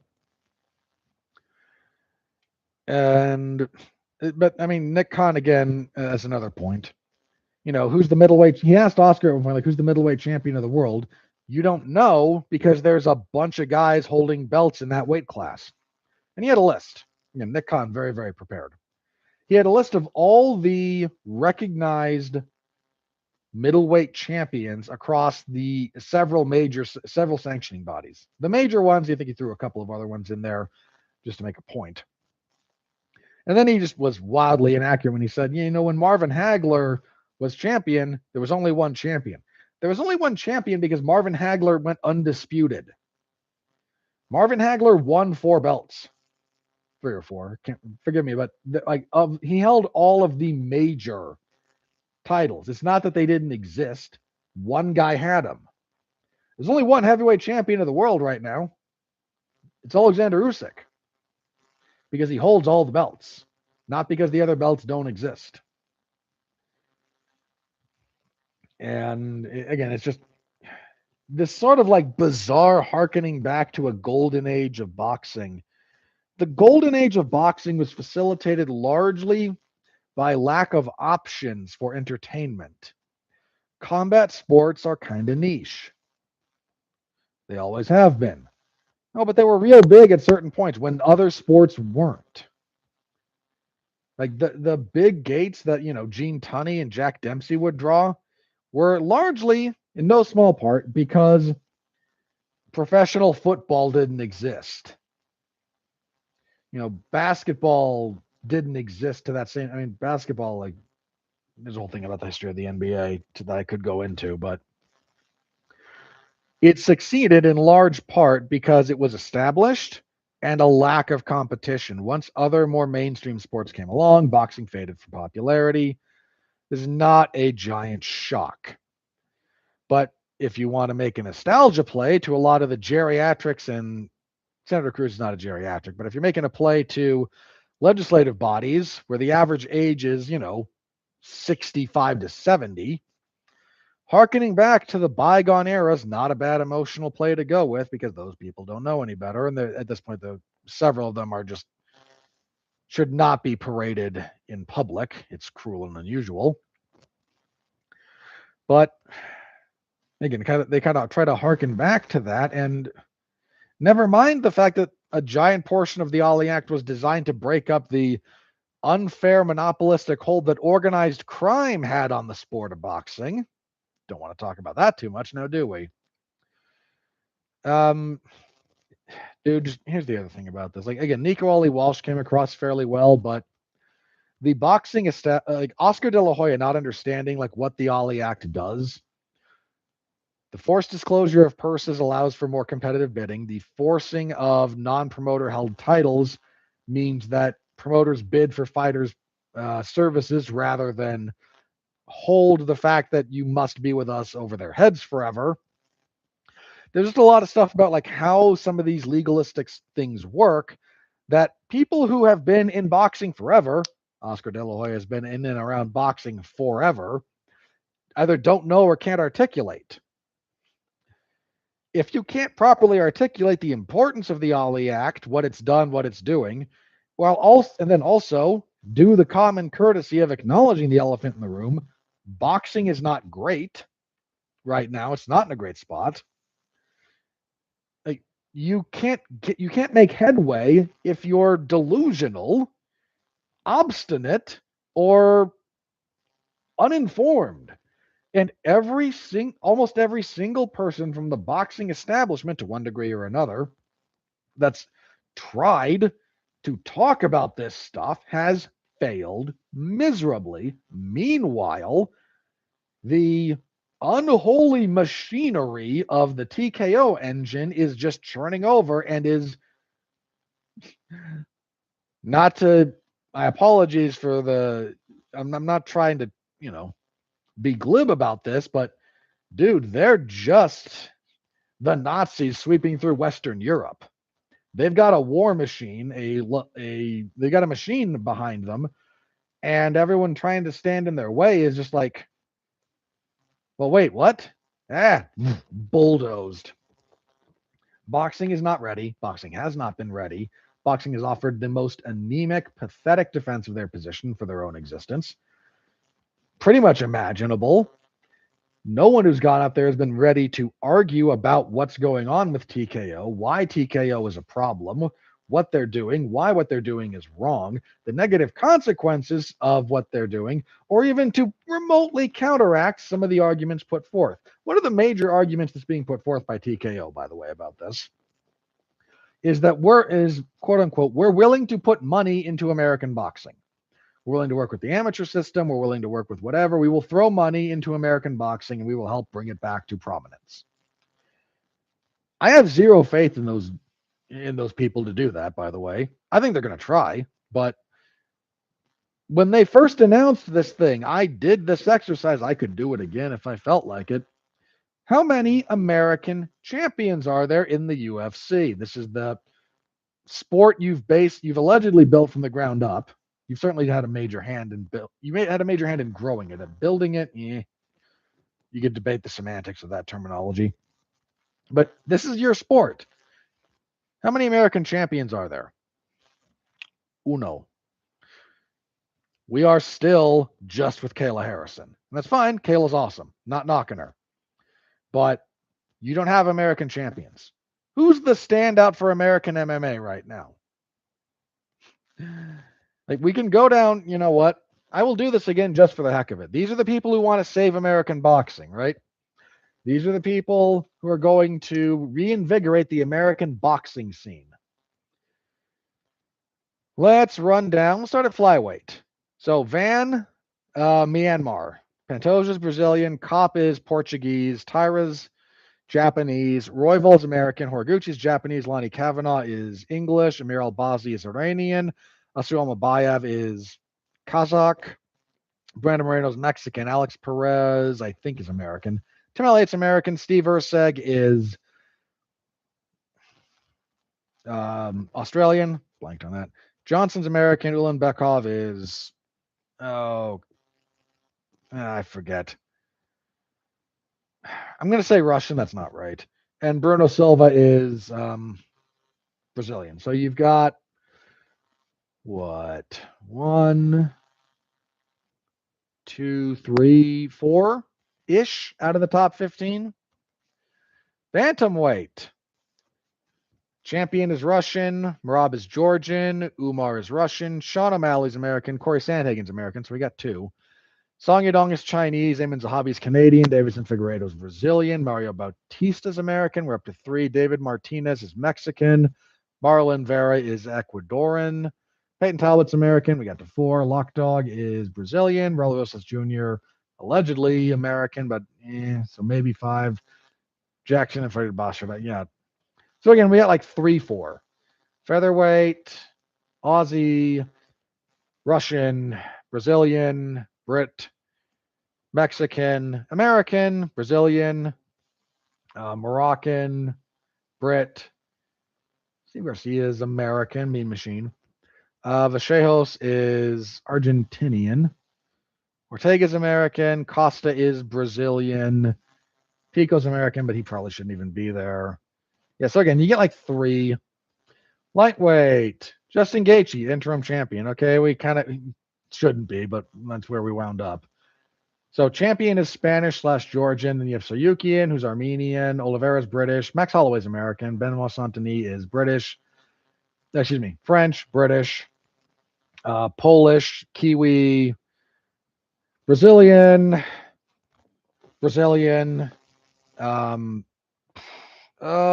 was Fiziev? Crap. Rafael Fiziev. Azerbaijani. Right. There was something like that. Dariush is Iranian, technically. Chandler's American. He shouldn't be there. Yeah. Welterweight, Russian champion, Australian, Irish, Ecuadorian. Bilal is American. Prates is Brazilian. Sean Brady is American. Kamaru Usman reps Nigeria. Edwards is British. Buckley's American. Gabriel Bonfim is British. Mike Malott is Canadian. Michael Venom Page is British. Yeah. Why is Daniel Rodriguez still ranked? Middleweight, we got kind of the same thing. You have Russian, South African, French/Russian, American. Yeah, like middleweight's kind of the best hope we have at the moment. There's a shockingly high percentage of Americans in the top 10. Light heavyweight, Kiwi, Russian, Brazilian. Alex Pereira should not be ranked there. Yuri is Czech. Jan Blachowicz is Polish. Khalil's American. Jamal Hill's American. Paulo Costa's Brazilian. Russian. Reyes shouldn't be there. Gushkov is Uzbek. I think he's from Uzbekistan. Uzdemir is Swiss. Rakic is Serbian. Krylov is Ukrainian/Russian. I forget which one he prefers to rep. Johnny Walker's Brazilian. Yada yada. Heavyweight. British champ Cyril Gane is French. Alexander Volkov is Russian. Sergey Pavlovich is Russian. Walter Cortez Acosta is Dominican. Josh Hokett is American. Sergey Spivak is Moldovan. Yeah, I believe Spivak is Moldovan. Blades is American. Rizvan Kuniev is Russian. Derek Lewis is American. Ante Delia is Serbian. Tyrell Fortune shouldn't be ranked. Marcin Tibor is Polish. Taliesin Teixeira is Brazilian. Mick Parkin is British. And Shamil Gaziev is Bahrainian and a blob. The women's side of things, hang on, not pound for pound. Suarez is American. If we're at strawweight, so we have Brazilian/American. Duran reps Brazil. Zhang is Chinese. We're not sure if she's even still part of that division. Suarez is American. Brazilian, Chinese, American, Mexican, Brazilian. Fatima Klein's American. But we're already that. But by that point, we're at number 11. Women's flyweight.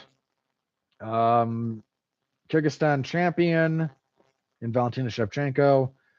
Brazilian, French, Mexican. Blanchfield's American.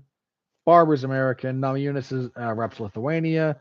Jasdavicius is Canadian. Cortez is American.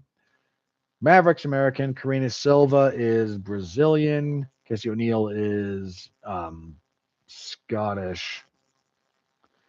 Bong Tong is Chinese, and so on and so forth. That's for women's bantamweight. There's a chunk of Americans here, but God, the division sucks. You have an American champion. Pena's American. Pennington's American. Dumont is not going to be number 3 anymore, but Brazilian. Vieira's Brazilian. Yana Santos is Russian, because that's Yana Kunitskaya, but she's married to Thiago Santos. Eileen Perez is Argentinian. Irene Aldana is Mexican. Carol Hossa is Brazilian. Macy Chasson's American. Jacqueline Cavalcante is Portuguese. Jocelyn Edwards is Panamanian and will be bumping up. Myra Brana Silva should not be ranked and is Brazilian. Nora Conole is French and probably shouldn't be ranked. Luana Santos is Brazilian, and as is Bia Mesquita. So, how many Americans were in that whole list there, huh? We have Sal late for the party, but here for at least 30 minutes. Happy to be here, man. Welcome. So, point being, that is these are the people you're going to trust to revitalize American boxing. They can't keep American MMA in a healthy state, much less American boxing. These are the people to be trusted. Nobody brought this up, of course. Nobody said, by the way, the people you want to revitalize American boxing, look what they've done to American MMA. It's not good. It's not in a good spot. It hasn't been for a few years now, but of course nobody brings that up because nobody came in prepared. Nobody was ready to actually push back on Nick Khan. No one was ready to talk. The closest Nico L.A. Walsh got was like, if the UFC was so great, then there wouldn't be $350 million antitrust payout that they just had on an ongoing antitrust lawsuit. All of which is a good point. Should have brought it up more. If you want to bring up fighter pay and the utter opacity of it, you can't let Nick Khan say we're a publicly traded company. You have to then point out, no, you've lobbied aggressively for every state athletic commission to not announce purses because it lets you wage suppress. You should have asked him point blank. You're under oath here in Congress. Because if you give testimony like this, you are under oath. Hey, are you paying more than 20% of yearly revenue in fighter compensation? He'd probably either lie about it or try to hide it with, well, we're making so much money a year, like why is that not enough? And like there's so many ways you could have attacked this, and nobody did anything. Nobody could advocate for what the Ollie Act actually does, why it should be preserved, why its protection should be preserved, and because for some reason, Oscar De La Hoya, again, he's up there going, no, boxing's great. Boxing's not great, man. That is a self-evidently false statement. You may not be lying in the sense that, like, you know it's not true and you're willfully lying, but anyone with eyes can tell you boxing is not doing great. American boxing in particular is down. Man, the most popular American boxer right now is probably still Jake Paul. Think about that for half a second. Who's the next great heavyweight coming up? It ain't American. It's probably Moses Atama, who's awesome, by the way. But you can't.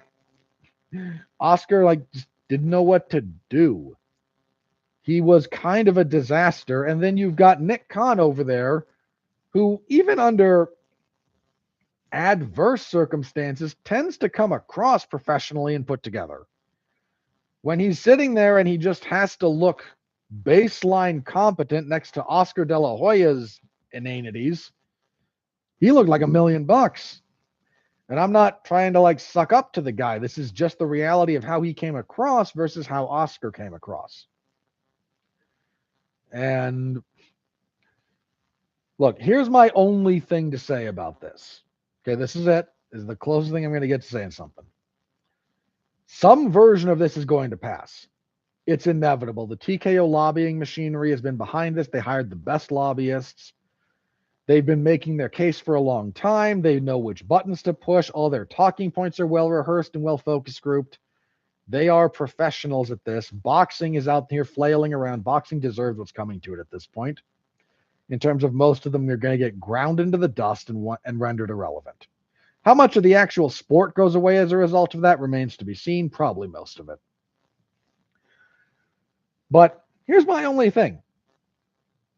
Please, dear senators, if you're going to write legislation for this, include a clause. The only thing I want added to this, there's a lot of stuff I'd like removed. Here's what I think reasonably could be added. Clause.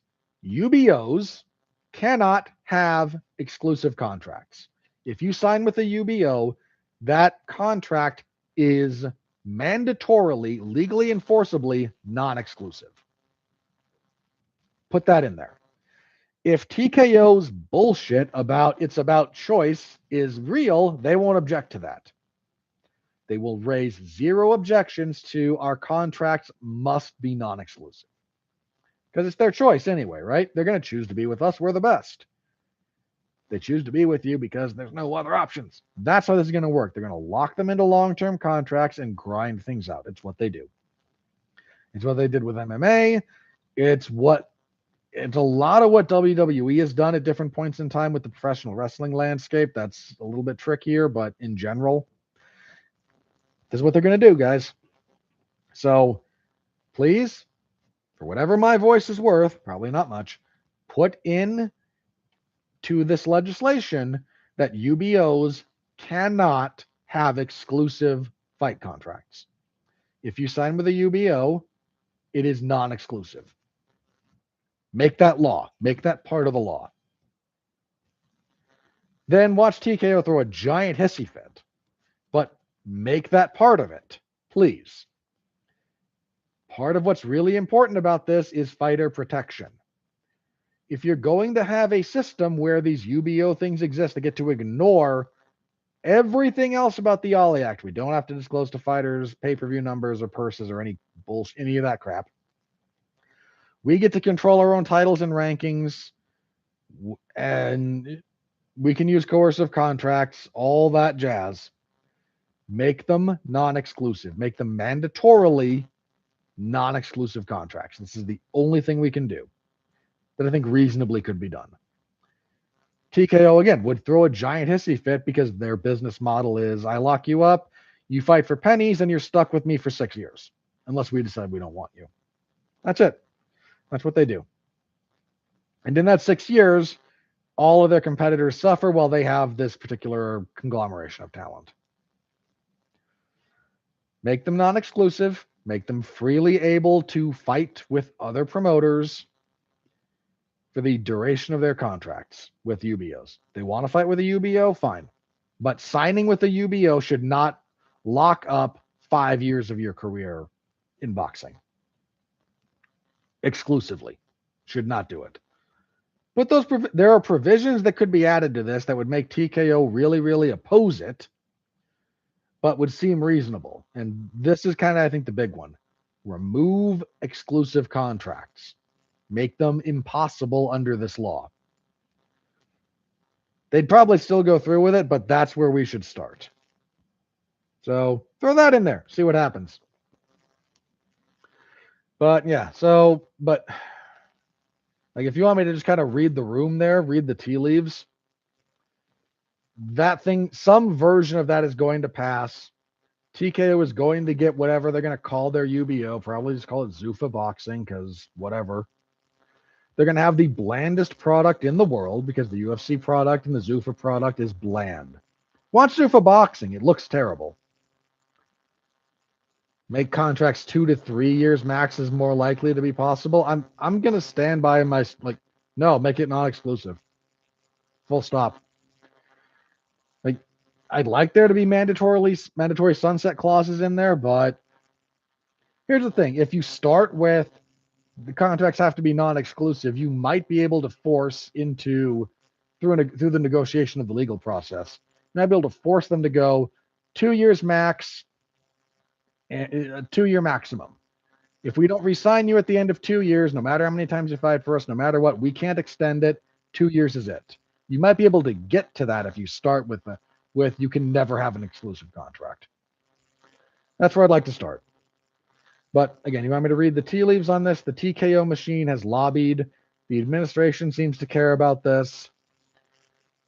There's people in the legislative body, both the Senate and the House, that seem to care about boxing and could be manipulating to thinking this is a good idea. This is not a good idea, but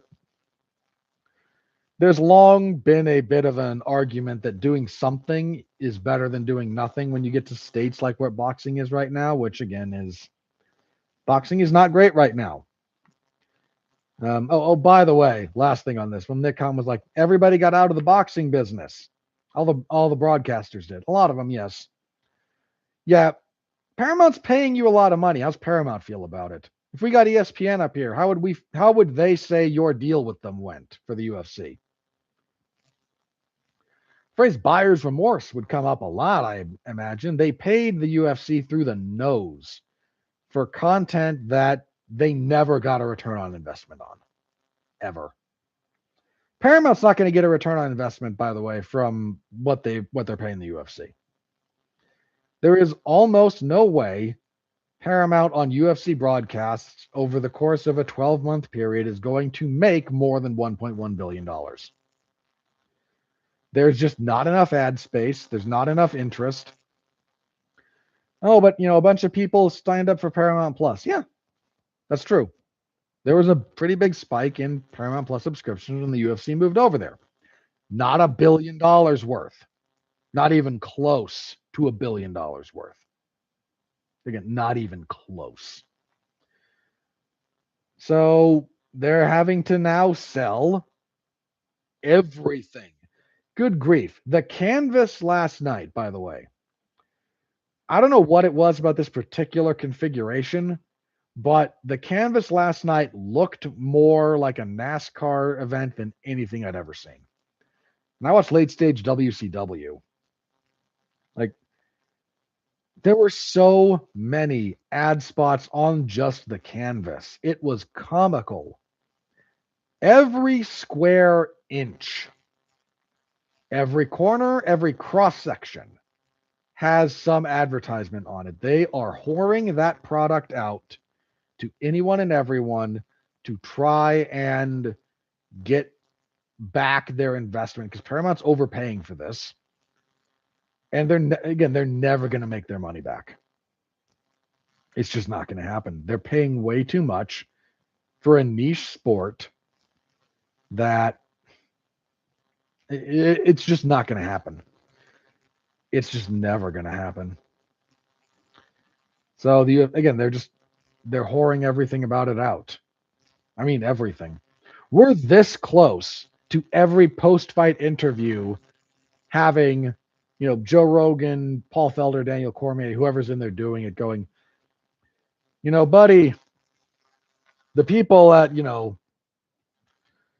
Monster Energy sponsoring this. It wouldn't be Monster Energy. It'd be something stupid. Monster's got the big center logo, but like anything.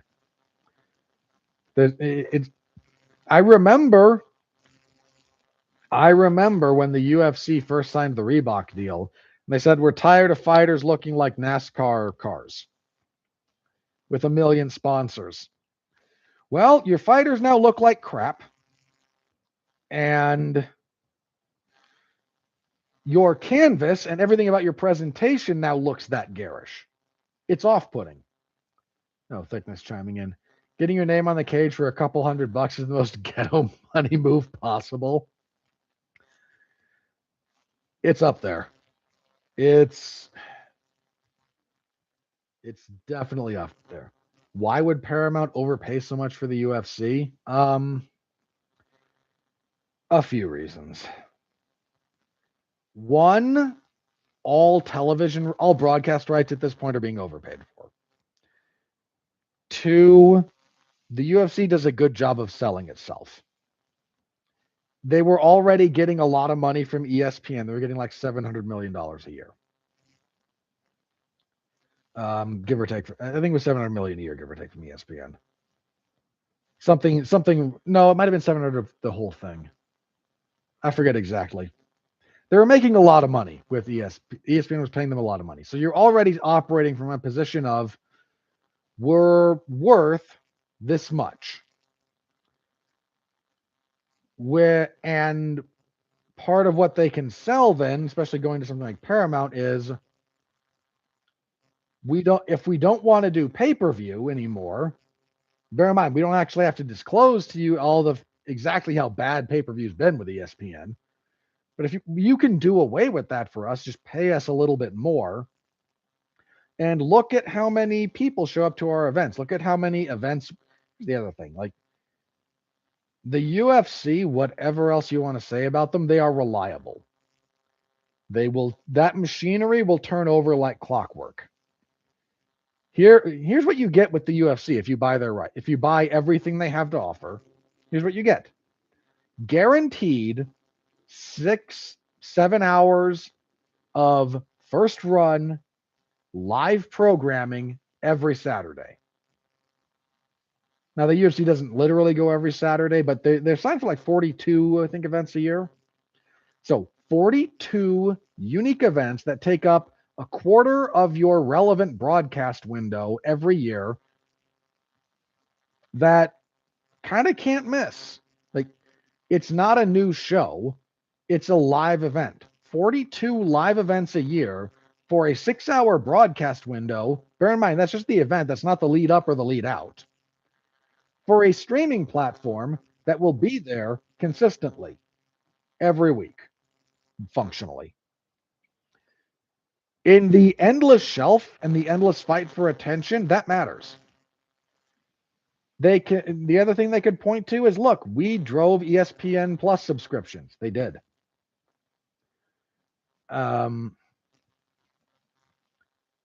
Thickness chiming in. Corner audio is some of the most compelling moments in the sport. And now it's muted and miniaturized for, a monster ad or a erectile dysfunction medication or whatever the hell. Here, a sports gambling ad because, hey, by the way, just throw your money after bad. Yeah, it's terrible. And I'm not trying to that turned into more of an anti-UFC rant than I wanted there because I'm just complaining a little bit. But like Paramount, here's the other thing. Why would Paramount overpay? Paramount getting the UFC puts a couple of people who are in good with the Trump administration together. The Ellisons who got approval. I mean, the part of the money that came for paying the UFC that much only came through after the FTC, was the SEC, SEC, it was the SEC, approved the merger of Skydance and Paramount. In no small part because the Ellisons, who own Skydance, are in pretty good with the current administration. Dana White and Donald Trump likes the UFC for any number of reasons.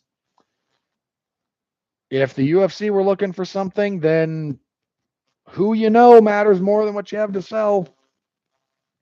So, and again, part of the other thing there is like everyone's overpaying for stuff these days. Like engagement with everything is down. The NBA is down. MLB is down. The NFL's down. And the NFL's the easiest thing in the world to sell to Americans. That's down. Engagement with it, watching it, it's down. It's not terrible. It's not cratering. It's not dying. It's down.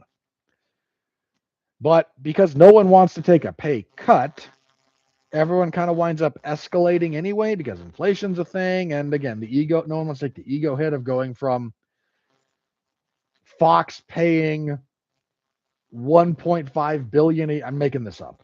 Fox paying 1.5 billion a year for NFL rights. They're not going to go to the NFL and go, your ratings are down. We're cutting you down to 900 million a year. Like you need a drastic fall off, and you don't have a drastic fall off. You have down. So most rights fees right now in the broadcast landscape I think are being overpaid, my opinion. But again, there's a lot going on there. And the UFC sells itself and 42 unique events that are 6 hours long, 7 hours long, actually. In this case, they bumped that up. You get 7 hours of unique first run live sporting action every Saturday that you can rely on. In the landscape of streaming, just having that does have a lot of value.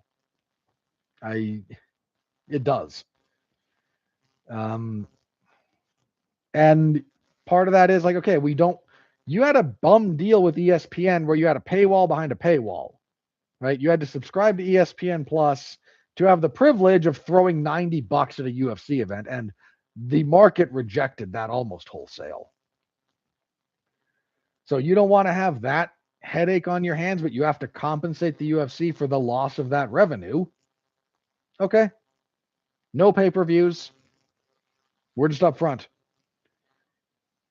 Like that's an opportunity cost going on there that you would have to compensate the UFC for. Bear in mind, again, the UFC's pay-per-view numbers were in the toilet, but this is the craziest part about this. The UFC coming out of ESPN could have gone back to traditional pay-per-view and would have still been okay. Their pay-per-view numbers would have gone up from what they were with ESPN because, again, paying ESPN Plus every month and then throwing the inflated pay-per-view price of like $80-$90 on top of that, the vast majority of the market just said no, piss off. But if you went back to traditional pay-per-view and said $80, no other, again, traditional pay-per-view, they could have done that. So to get just straight up compensated with flat fees, the thing now is like the UFC can never go back to pay-per-view. NFL is ridiculously overpriced for stadium tickets. Also, food and beer prices are strip club high. I haven't been to an NFL game ever. NFL ticket prices might be bad. They are nothing on what UFC and WWE are doing. TKO is gouging the hell out of ticket prices. But that's a ticket thing, not a broadcast thing. So anyway, I don't want to go on too long of a tangent there. We're north of 2 hours at the moment. So yeah, again, I tend to think a lot of things are being overvalued, overpriced, and we're about this close to a mass revolt. And bear in mind, when I say a mass revolt, I don't mean like violence. I mean, the phrase "the customer's always right" is misapplied to service industry. Thickness, the UFC was retarded. They made you watch TV and Fight Pass and pay-per-view all in one night of fights from one. Yeah, the splitting up a broadcast for a single event that way, you having to bounce around like that. Yeah, that was rough. That was really rough. Anyway, my point there. The phrase "the customer's always right" is not about a jackass in a restaurant being right, abusing a waiter. It got wildly misapplied to be an excuse for people to be jackasses. The customer's always right is a high level market analysis. It's not about a individual customer, it's about market responses and market incentives.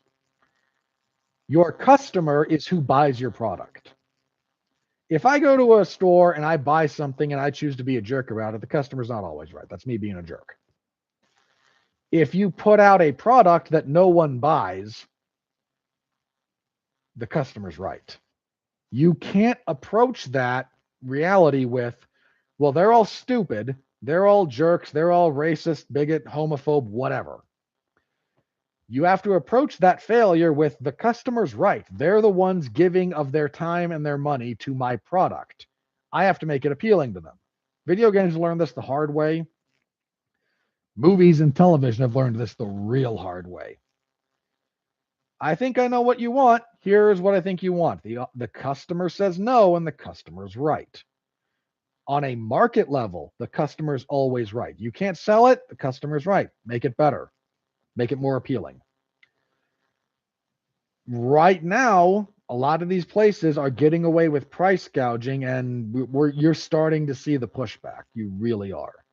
Dude, UFC in New Jersey, that's up like 2 weeks away. We're 2 or so weeks away from Kamzat and Strickland. Those tickets are not selling well right now. For crying out loud, the WWE just had WrestleMania, which was significantly less attended than last year in the same venue. They put like a bunch of their tickets on. They made us, God help them, they made an angle out of this. Pat McAfee showed up on TV and said, "We're not selling tickets. What's wrong with you people?" Like it was part of the storyline for a brief moment in time was we suck at our jobs selling tickets and making you excited about the product. So it's everywhere. It's, again, this close. Everything's gone up except wages, as the saying goes. And when a bunch of this collapses, watch out. Anyway, that went down a very long rabbit hole. I apologize to anyone listening after the fact if you were going there, but I think that's going to do it for us. So give me just a second, and I will check the old social medias and see if anything crazy has happened in the last 2 hours while I've been recording. And if not, we shall do the plugs and then get out of here.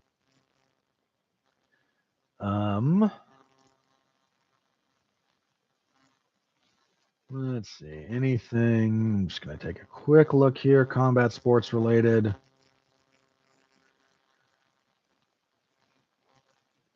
Because I don't think.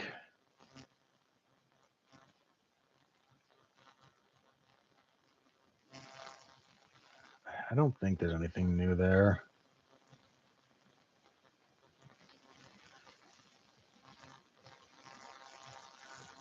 Let's see.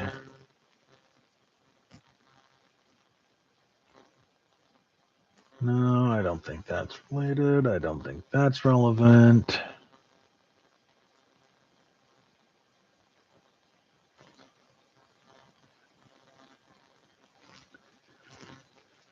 No, I don't think there's anything that's happened over the last 2 hours that is super relevant to what we're doing. So Let's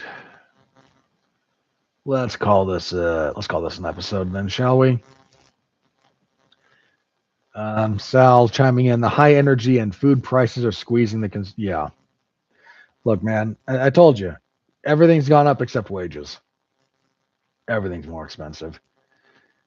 And hopefully, once the situation with Iran gets settled one way or the other, that will ease the burden. But I mean, we're dealing with extra expensive meat right now because 4 years ago, what the Biden administration did, like that's a knock-on effect. And we're not going to see the end result of trying to fix that for another 4 years because that's about the cycle of life for beef raising. Because those you deal in like 3 to 4 year cycles. So yeah, everything sucks. Not everything sucks, but like a lot of stuff sucks. And I don't know what else to tell you about that. The world is going to go one way. It is going to beat you down. It is going to drag you down. It is going to make you miserable, depressed, and will try to crush your soul.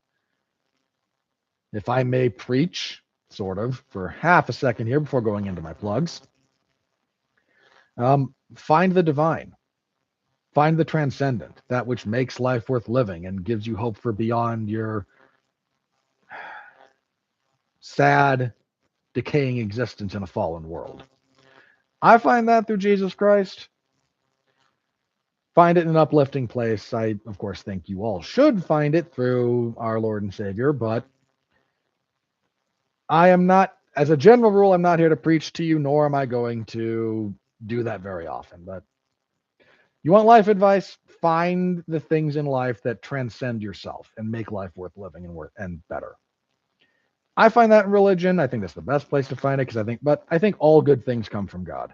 So if you find it in genuinely good things, you will be moving yourself closer to the goodness, the fundamental goodness of creation and your divine origin and your divine destiny.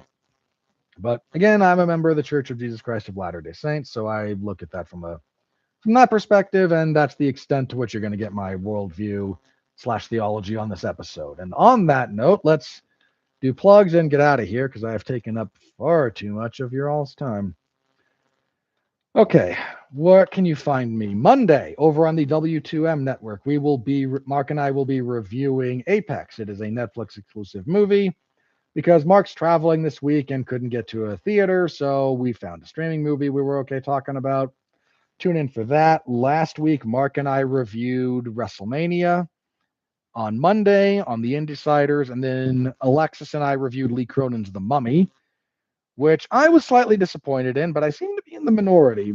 It's weird because I like the kind of movie that should have been, but you can listen to the podcast and get the full reason why I think it didn't quite live up to my expectations. So both of those can be found over on the W2M network, any number of its platforms, YouTube, Twitch, Facebook, all that jazz. What else do I have this week? Thursday, I will be with Mark and we will have a triple feature. We will be talking a bunch of magma / lava movies. I kind of wanted to talk about the duality, compare and contrast Volcano and Dante's Peak. Mark wanted a third, so we threw in the core because it made more sense than other disaster flicks we could have chosen. So tune in for that on Wednesday. We'll have a good time. We'll talk about I've got a soft spot for disaster movies, even if they're not very good. But tune in for that. We'll have a good time talking about those movies. I cover mixed martial arts and professional wrestling over on 411mania.com. WWE SmackDown on Friday. The post-Mania SmackDown was significantly better than the previous 4, which were just almost unwatchable. Still only think they reached average. They're apparently going back to 2 hours in the next couple of weeks, which is overdue, but they also cut a giant chunk of their roster right before SmackDown, most of which I understood, a couple of which left me scratching my head. I'm cutting Kairi Sane was just utter insanity. Why in the world would you have done that? Unless Kairi chose not to resign, like she was on TV in a fairly significant angle. A bunch of the other guys who got cut, I understand. Like Apollo Crews hadn't done anything in forever. The Wyatt Six hadn't done anything. Like, I get what they tried to do, but that kind of just flopped for any number of reasons. The Motor City Machine Guns. I wish they'd stuck around, but with how they're treating the tag team scene on both brands, like they just don't care about tag team wrestling. Anyway, I don't want to wax on about that, but they cut a bunch of people. SmackDown is getting a few people up onto the roster. They're getting Ricky Saints and Blake Monroe, which are solid enough. Fatal Influence debuted, and everyone said I was crazy for not caring that much because I don't care that much about Fatal Influence. Sorry, not to delve into the professional wrestling world. So that will be Friday. I'll have whatever they've got for us this week. Saturday morning, very early, UFC from Perth. Tune in for that. Next week we will be back here. We will review the JDM and Prates card, and we will preview UFC 328, 2 title fights, Shmaev versus Strickland, and Van versus Tyra. What else is on that card? Volkov and Cortez Acosta. Sean Brady and Joaquin Buckley's a real good fight. King Green and Jeremy Stevens is not anything I'm going to be mad at. I haven't actually looked at this card yet. Hang on. Ateba Gautier and Ozzy Diaz is fine. Grant Dawson and Mateusz Rembeszki, that'll probably be fine. Joel Alvarez and Yaroslav Amosov should be fun. Joel Alvarez is violence. Jim Miller and Jared Gordon, heck yes. That'll be great. Love Jim Miller. Roman Kopylov and Marco Tulio's fine. Pat Sabatini's whatever. Chisra Kayev and Santos. You know what? That pay-per-view card is solid. This is a good card, frankly. So we'll give it the full preview next week. Come back for that. Hope you will. But on that note, everybody, that's going to be it for me. Thank you very much. We went longer than I anticipated we would, but a few of you guys chose to interact with me talking about, like TKO's business and the potential passing of the, what this new like Ali Reformation / Destruction Act is going to look like. And I appreciate the heck out of you all for that. So again, I tend to go live right around 2 a.m. EST, somewhere in that vicinity, because that's the most convenient time for me to do this and not disrupt any of my family. So I make use of it, and I appreciate the heck out of any of you who do stop by and hang out. So thank you. Much appreciated. As I mentioned, next week, we'll preview the upcoming numbered event, and 328 looks good on paper. So until next time, thank you all again very, very much for tuning in. Anything you can do, throw a like for the stream, throw a comment down below. If you're watching this after the fact, subscribe if you're not already. And hit the bell icon because it's funny. I got nothing else for you other than that. It's kind of funny. It doesn't actually do anything, apparently, but YouTube likes it if you do that. So please the machine masters, I guess. But that's going to do it for me for this week, guys. I will see you next week. Until then, thank you again. Stay safe out there and continue to be well, be safe, and behave. See ya.